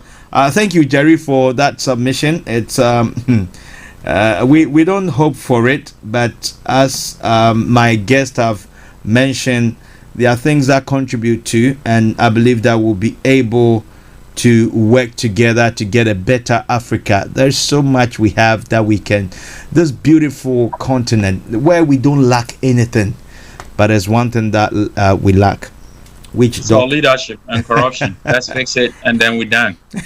That's true. With leadership and corruption, when we fix this, we're done, because we have an explosive cocktail in Africa now. Exactly. I want to come back to Ghana. It's a pity that Ms. Charles, because of technical stuff, could not join us. But in terms of this government, the MPP government, and it looks like people put it across, especially the opposition, when you watch others talk about the achievement of the government, it looks like they've not done anything at all. Nothing. Like they're just in government just to fly and give speeches and talk big and digitalization and all those stuff. So it looks like there's nothing happening in Ghana, and it looks like Ghana is broke. Ghana is not working. Doom and gloom. Everything is at a standstill. Now, my question is, we are all in this together. I know there are suggestions and positive options that Doc and Conrad you've given. Now, where do we go from here? Because I'm asking this because it looks like there are strategies that are going to be implemented, whether we like it or not, believe it or understand it or not, it is going to be done. And there are some of the things that I don't have so much information, so I can't spill it, because the opposition, some of the opposition people that I spoke to, believe that the government is trying to reduce the number of parliamentarians, and that is why they have reduce, and then take it back by the time whatever there's a member that is being charged with forgery, perjury, whatever, at the Supreme Court. So that is the strategy of the government. But I don't want to look there. I want to see. I want to hear. I believe our listeners and viewers across the globe want to know. We are Ghanaians first. That's why I quoted Mr. Kwampieni. We are Ghanaians first. What can we practically do to help this government? No matter our party affiliation. KB. Yes, sir. If you ask me, the saddest part of our life is people saying that if you criticize your government, then you are giving the opposition a tool to win. Mm-hmm. Ghana is not about elections. Ghana is about good roads, good hospitals, good schools, because we all enjoy. It doesn't matter your political affiliation. We all enjoy this. So a leader is as good as his or her inner cycle. I think that the people we surround ourselves with as leaders in Africa is a major problem. People who will say yes sir, are the people we want, but they are rather killing us. Yeah. Because it is always, John Maxwell said, it's always lonely at the top. Yeah. When you are a leader, most information that comes to you is filtered. By the time you leave, then you realize that you've made a big mistake, but then it's too late. One, the good thing that this government is doing is the formalizing of the economy. It's the greatest thing. Yeah. So what Dr. Bawumia is doing is the foundation, because you can't have a pace without having the base. Yeah. Those are the reasons why Nkrumah and the others could not, because when they started, it's not like America or Europe, where before you build your house, the lands have been commissioned. We know that land demarcation, everything is there. You go buy your land, they build it, they have some cement that comes to the road, so there's no dust anywhere because everything has been demarcated already for you. It's not like that. We don't have the base. So even in Nkrumah's time, people were volunteering their time once a week to go and do community labor to help. Now, we don't have the foundation. Our girders are bad. We have choke girders. The people don't have a job to do. So every sector of the economy is not planned well. Yeah. And if you don't plan things like that, everything is, your life is like a lottery. Everything is by chance. Our civil service are not performing. But we are borrowing and borrowing and borrowing, and we are spending almost 70% of the borrowing to pay salaries of people who are not productive and efficient. So we think about that. Should we pay them on hourly basis? That if you work every hour, then we pay you. Then we know your productivity before we pay you. Pay you. Do we scrap this Article 71 people who are getting ex gratia and all the kind of money? 72% of our money goes to these people, and only 28% struggle with the rest of the money. What do we do with that? So we should look at that. But Umia says something that 50 million people have been registered with the Ghana card. That's a great thing.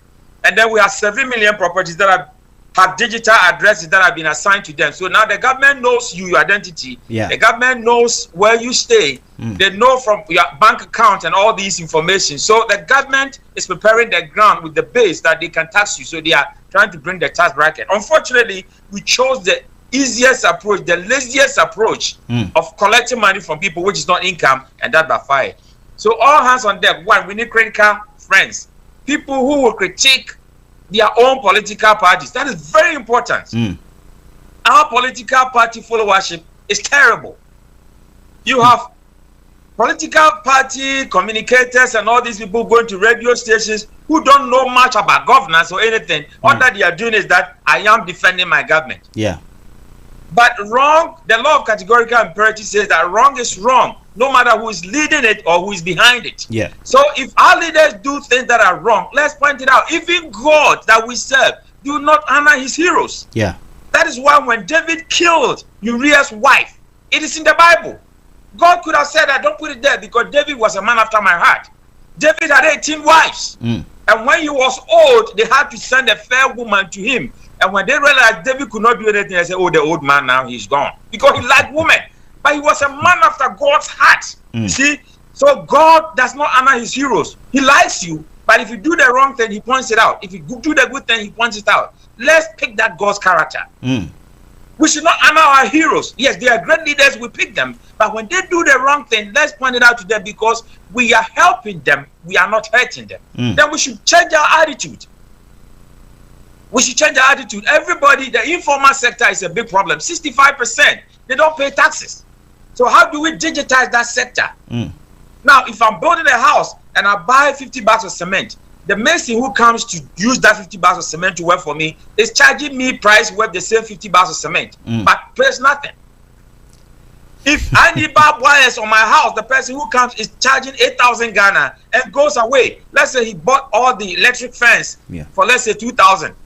Used 2 days to do it. He's getting 8,000 Ghana. How many workers, government workers, are getting that money? But that person pays zero as taxes. That's true. So how do we digitize our payments so that the informal sector can also contribute themselves, their money to it? Now, in doing that, we should also give them the opportunity to pay for SNIT.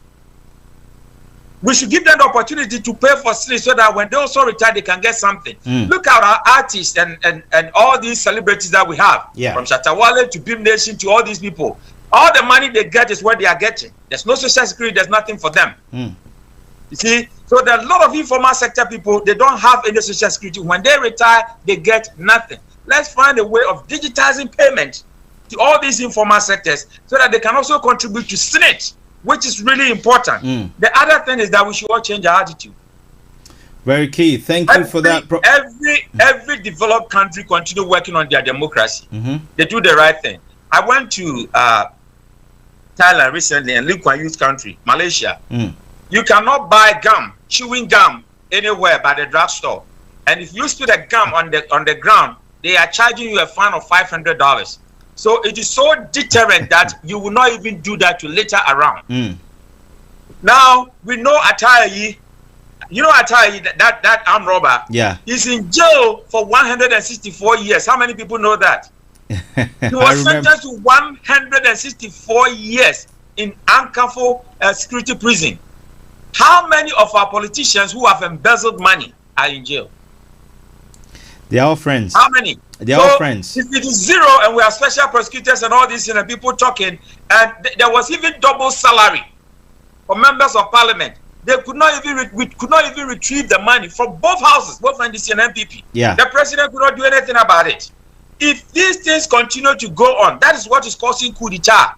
When a military officer stages a coup d'etat, becomes successful, and nothing happens. It prompts another military camp in another country to also stage another coup d'etat. So deterrent is very, very key. Other than that, at Heathrow Airport or John F. Kennedy Airport, you see a lot of people bringing drugs and everything. But because they know the TSA are there, it is deterrent enough, and the sniffing dogs are there, you would not dare. So let's make sure that we punish people who are corrupt and crooks, because if you want to survive in Ghana, the unwritten rule is that don't be honest. Those who are not honest, those who are dubious, those who are cantankerous, the corrupt people are doing well in the economy. But the honest ones who are working hard are poor. Exactly. If you live in a country like that, that honesty doesn't pay. And in abroad, in the foreign world here where we are, you don't expect honesty from cheap people. The white person expects honesty from the work. Every job that you are doing is a privilege to serve. But in our country, it's a privilege to steal money. We see corrupt people buying cars and building houses and hotels. When they are civil servants, nobody questions it. When everybody stands aloof, when we become bystanders and don't question the wrong in our society, there's no way we can move forward. Powerful.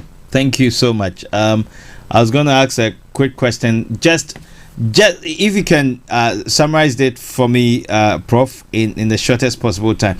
Do you think our churches can do a good job in terms of advising the members that are in the informal sector to pay tax?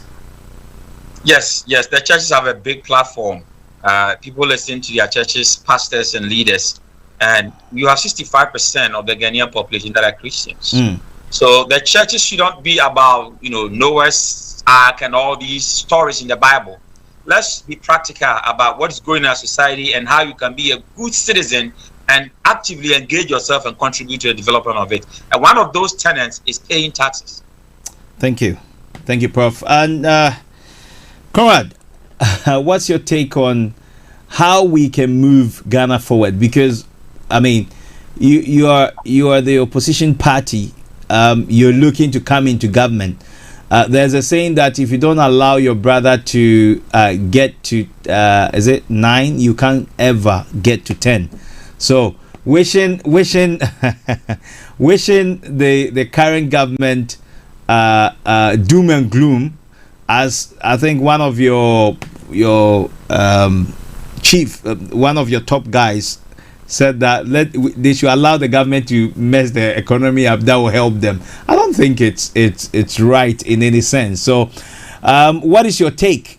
How can we help the government? Because we all have a duty. We are Ghanaians first before politics. Yes, thank you. First, KB, I think that data that was circulated saying General Mosquito said we shall allow the government to crash and burn, it's faker than fake, if I may use that terminology. There's no substance to it.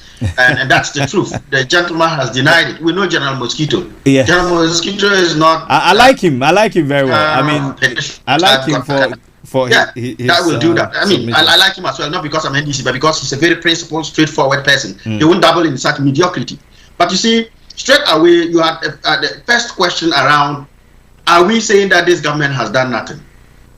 And I agree with Doc when he says, look, the government is digitizing the economy. And that's one of the few areas that I think, this government has done well in terms of taking over from the previous government. That laid a full fiber optic network right from Tema all the way to Boku. That built a national data center. That started the whole process of e-governance and e-passports. And I know because, I'm close to a company that was bidding for e-passports and all that kind of e-governance stuff in Ghana when our administration was still in office. A company I knew, a British company that was doing that. So I like the fact that this government has carried that forward. More interoperability. They disagree with how to do it, but they did it. The digitization of the economy, roping in the formal sector, that we have to give to them as a feather in their cap for continuing from where the previous government left off. And that is what good governance is about. On that same scorecard, let's look at the other side. The way you will work out if they are doing so well and it's just naysayers like we the opposition saying it is this. Go to a snapshot of 2017, January 7th, when this country was handed over. At that point, the key metrics in our economy, our budget deficit to GDP was 6.1%. Our total debt was 120 billion. And this is made of debt right from Nkrumah all the way through Kufuor. Of course, during Kufuor, we had HIPIC and then debt was reduced and forgiven, and then we carried on. So this is all the way from independence, 1957, Tema Motorway, Tema Harbour, Tema Township, everything that Ghana was up to 2017, 120 billion. Our debt to GDP was 56%. Now, if we then look here now, if the metrics are better, it's a sure symbol of progress in the economy. As we speak today, for 2021, the effective, and I'm not speaking, these are international credit rating agencies that have put some of these numbers out.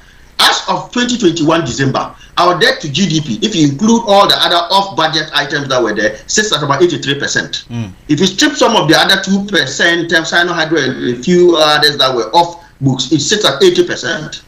So if you move from 56% to 80%, is that progress or is that deterioration? On the score of the budget deficit, we moved from 6.1% to 15% as of December 2021. Did we go or did we come in 5 years? That is almost triple or 2.5 times what we had.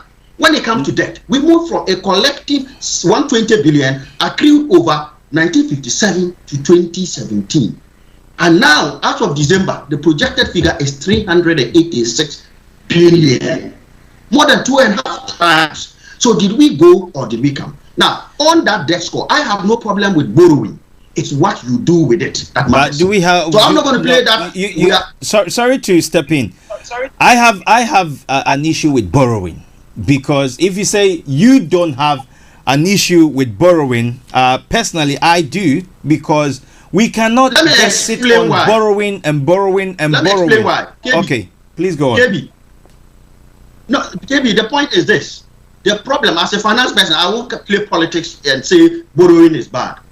If you go and borrow from the bank and take a mortgage, a buy-to-let investment, and rent it out to tenants, and you're making enough money, that services the mortgage payments and gives an extra stream of income, is that bad borrowing? No. If you go and borrow and build KJTIA and increase the space for market women, more business is done. Therefore, we can collect the lampo, the tax from those women. Therefore, the economy grows. Generating, increasing the size of the economy, creating employment, is that bad borrowing? If you borrow to build University of Ghana Hospital, Bridge Hospital, you borrow for railways, you borrow to build a trouble gas plant that's not responsible for over 50% of Ghana's gas needs. Is that bad borrowing? No. I'm sure you've gone to Ghana. You borrow for Terminal 3. When I went to Ghana and saw Terminal 3, I was happy. So the point I was trying to make is... Okay, please make your point. Because I was going to say that we want to help Ghanaians first before and politics. The suggestion I was building to KB. Okay. Look, if you take the previous government that borrowed the total resource envelope for that previous government, if you take revenue, including grants, from 2009 all the way to 2016, right? The total revenue was sitting at about 156 billion. Add the debt, they took 9 billion from Kufuor, took it to 120. That's 111. Add the two together, you get 266 billion. You know the Circle Dubai interchange, the Kasua interchange, and all the roads, University of Ghana Hospital, all those hospitals. That is what you call smart borrowing. A travel gas plant, Terminal 3, expansion of the Tema Harbour at 1.5 billion. That I'm not saying because I'm NDC. I'm saying because it makes financial and economic sense. Doc will tell you, in the US, their debt to GDP is 130%. Yes, but Biden launched a 1.7 trillion program to build roads, bridges. Why? It's not because he wants to see new roads while he drives by. It will create jobs when you are building them. And those jobs will expand the value of the economy. And any new hospital, any bridge you will tow, any hospital, there will be nurses, new nurses. Those new nurses will pay income tax that is coming back to government. Now, since 2017, we have borrowed our total debt 386 billion. Remove 120 from that, you end up with 286. The total tax revenues, tax plus tariffs and everything, if you go to our budgets from 2017 to date, if you add that all up, you get about 264 billion. And anybody can do this. I'm using the budget data. Right. Now add the two. Conrad, our time. Sorry, our time is. No, just let me land quickly. Okay, please. No, let me land. You see where I'm going. Okay. What have we done with it? So the problem is, our suggestion is, when we borrow, not that we should stop borrowing. We should borrow. There's a golden rule in finance: borrow to invest. The receipts from that will service your debt and grow your economy. So that's one thing. Our golden rule should be borrow to invest. Okay. As to the quagmire we are in now, which is caused by what I've just talked about, we have no option to go to the IMF. 2017, when we went to borrow commercial paper at the capital markets, and we were given about 10.9%, the government came back, went to the IMF, got the IMF to underwrite it, and we got a lower rate. Well, that's what you call the what you call the policy credibility program. This government can go to the IMF for a policy credibility program. They will mark our homework and show us where we can do better, and to also inject discipline into us. And look, we need 6.9 billion, right? Yeah. The current dollar exchange rate is 6.4 to the cedi. All we need is 1 billion from the IMF, and we don't need E-Levy. Now, if you tell me going to the IMF is shameful, remember in 2020 we took 1 billion from the IMF. Was it shameful? In 2021 we took another 1 billion from the IMF. Was it shameful? No. So what stops us from going to the IMF to borrow at concessionary rates? Those concessionary rates, 2% worst case scenario. It won't go beyond that, rather than going to the market to borrow at 20%. Okay. And in fact, we have been frozen out of the market as of October. So for us, the way to move forward. We are not creditworthy anymore. Yeah, you are not creditworthy. That's it. So we have no choice. So let's go to the IMF. No, because with policy credibility, who would help us? Okay, the going back to the IMF is like going back to serve Pharaoh. And so you've come out of Egypt. Why do you then go to go back? Yes, but this government, because Mo Salah is still in Egypt, so you can go back. And then 16 wives. Right? I've married 16 wives, and now you're telling me if I marry another, the 17th one, I will be dead. But you never know, because you see, like as Prof said, Mo Salah is in Egypt, and also remember that we have a very good relationship with Egypt. They are more like our akuntas or in-laws. They are wives. They are wives, yeah. So yes. I believe that if you come out, you see, it's good to have mentioned Egypt. Do you know Egypt just went to the IMF for 2.7 billion? Yes, but you see, the government came into power. Why? You see, you are defeating your own argument that when we borrowing and we are not using it judiciously, or we are not being prudent with the use of the money, then you go, they won't give you the money again. Exactly. That's the problem. Exactly. So they give you conditionalities. No. Because Doctor, I'm not this. My argument is this: at this stage, if you read the reasons given by Fitch and Moody's, we are debt strapped. Do you know we paid 10 million cedis in punitive interest because we defaulted on some of our debt last year? Exactly. They've not told you that. So we're already in a default state. That's why we went in October and the bank. Which bank will give you additional loan when you have defaulted in paying them? Exactly. The thing with the IMF program is the reason the government doesn't want to go is because IMF will give you conditionalities. You can't just go and borrow IMF money and come and eat KK and fish. they will give you conditionality. And that's why many governments don't like going to the IMF. They prefer to go to the market where they will take it and do what they want with it. It is more expensive there. It is more expensive there. Even in our local homes, when you go to borrow money from somebody, that person will give you conditionality. Exactly. And my money back in a month with this interest. So if you don't want to do that, do the right thing. Make good use of the resources you have. Use it judiciously. Cut corruption. Lead well. Yes. Then we don't have to go and borrow for any in the interim, in the medium, short to medium term, we need to find a way of servicing our debts. Okay. And definitely. IMF debt is what you call concessionary lending. Mm-hmm. Sometimes you can get it at 0% interest if you meet certain conditions. Maximum IMF doesn't lend beyond 2%. Mm-hmm. The market we've been going to. Before we were bounced in October, the previous one we went to, we had to pay 19.5%. You know, anyway, on average, our debt interest is about 10%. Now, even if, I mean, let's be honest, if you are a businessman, let's wrap up now. Our time is up. Yes, so I'll just give you one simple principle. If yes, you're a please. businessman and you have to borrow, we don't want to borrow if we can, we should not. But if you have to borrow for your business and you have IMF there giving it to you at 2%, and then you have the capital market in our state, they will even reject us because we are debt stressed. They say it. But let's assume they agree to give it us as 10%. Which one will be good for your business? It's just common sense.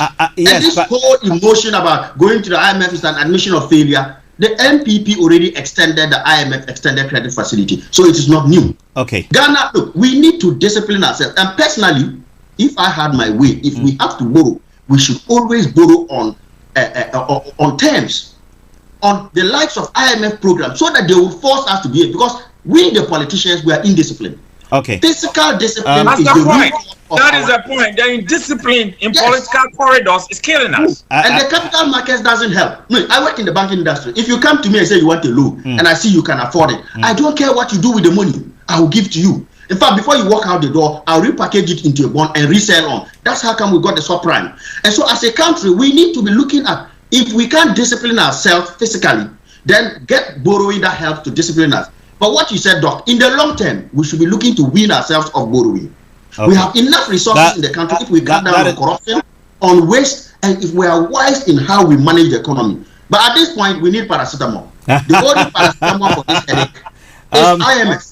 The E-Levy is going to do more damage. So that would be the suggestion. I mean, it's not an official position from the party, but I speak from my personal position. We have no choice. And bet me, market, even if we get this 6 billion, the government will still go to IMF. All right. What is 6 billion going to do in a big stream of 37 billion every year? Okay. That's how much interest we are paying now. 6 out of 37 billion. The other 31 billion. Next year, where do we go with it? Thank you. Thank you, Conrad. And thank you so much for your submission. There are some of the questions I couldn't ask because the MPP rep is not here, Mr. Charles Bissue. Unfortunately, some technical stuff did not allow him to get through to us. So next month we'll be on. This year we'll try as much and do a monthly basis and get more to talk about. Because you see, I'm a believer in solutions. We have to find, no matter the opposition or the situation that we are in, there's always a way out. And we are privileged to be in the diaspora. We've learned, whether they will not listen or they will ignore, consistency is the key to success. And so they might ignore today, but tomorrow they will open the door. Their ears will be open to it. So they might have a plan, but let's keep the positive, constructive criticism going. That will help build our nation, because it's your nation, my nation, our nation. We are first of all Ghanaians, and so there's no motherland apart from GH. And let's do it that way. And it's been good. There are so many questions, as I said, but hey, thank you so much, Professor Enoch Opoku-Antwi. Oh no, before you go, Prof, in a quick moment, just give us a gist about Servant Leader, that book which I mentioned. If you can quickly summarize that for us before you go, and how we can either get some to buy or download, please, quickly. Thank you very much, KB. The book is Servant Leaders, the Greatest Among Us, from Theory to Practice, and this is why. So if you go to Amazon, Barnes and Noble, and a lot of bookshops, you get it. I had received 3 different messages from pastors in UK. Wow. That they can't get some to buy in UK. It's out of stock. So I called my publishers, and we're working on even a revised one, and then I'm changing the dimension of it. Okay. So it's really doing well in the market. Students are using our textbook. I went to one university in Chicago last week that the dean is asking the students to use it. The book cut across. So it's out of research. If you've never done research before, it will tell you how to do research. Professors will do research, and even journalists, most journalists don't even know how to soften research and then tell it to the people. So it started research, then I talk about values and servant leaders. Servant leaders just serve first and then lead second. And these are the kind of leaders we need in Africa. I've talked about wisdom models. So we teach wisdom. I've talked about change. I've talked about steward leadership. So steward leaders, we are holding the position in account as stewards. So it doesn't belong to us. You're not going to be the first president, and you'll not be the last. Others will come after you. But when we compare, we will see what is going on. I'm asking Akufo-Addo to begin to write his own memoir, because it is important that when you are a leader and you do things, people are going to judge you after you are out of office. So just look at it. You can even Google my name on Amazon and then all these books. I've written 5 leadership books. They will all pop up so that you can read them. And then I believe if you are searching on Amazon, you use Dr. Yeah, Dr. Enoch Opoku-Antwi or Dr. Enoch Antwi. They will all pop up. Okay. I did not use the professor because of previous book that I've written with Doctor. So you can buy it. Okay. So thank you so much, Doc, and also Conrad Dumbah, the branch chairman for Milton Keynes. You're welcome. Did I say New Patriotic Party?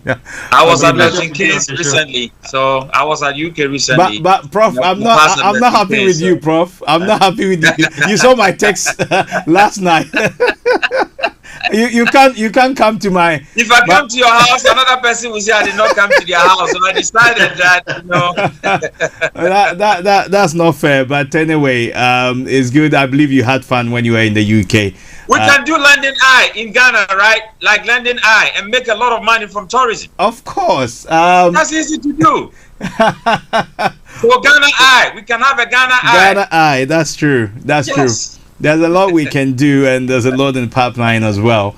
Hey, Conrad, thank you so much. Conrad is the MPP branch chairman for Milton Keynes, the Midlands, and he's been a very special guest. Thank you so much. And Professor Enoch Opoku-Antwi, also associate professor for Vertebral University and for leadership and management. This man is a strategist when it comes to leadership and architect as well. His new book, please get it, for pastors to train your leaders, for your company to get better leadership. Black businesses are coming up, but we've got to get the foundation right and the structures right. Put a system in place. You can contact this man. If you don't have his details, you can come through me. I can connect you, and he can be a super good resource person apart from the books. And so he does those talks as well. And very key, let's patronize our own, because we've got people in positions that can help build our community to get the best out of us. We are so good, but until we do what? Interact and also believe in ourselves, we can get the best out of ourselves. Thank you so much. This has been Faith Talk live on Star Radio UK. This and every Sunday from 5 p.m. UK time. And on next week is going to be another super better society. The book is going to be launched in Ghana, and my guest is going to be Dr. A.K. Mensah. It's going to be super good. You can't miss it for anything. Join me. And also there are messages coming through. I can't read them. Our time is up. Go support Senegal. It's West Africa. Let me be biased here. They've never won it. Egypt have won it several times. So thank you guys, and have the best evening. Thank you so much for your time, and we'll catch up soon. Thank you. It was great being here. Okay then. Thank you. All right.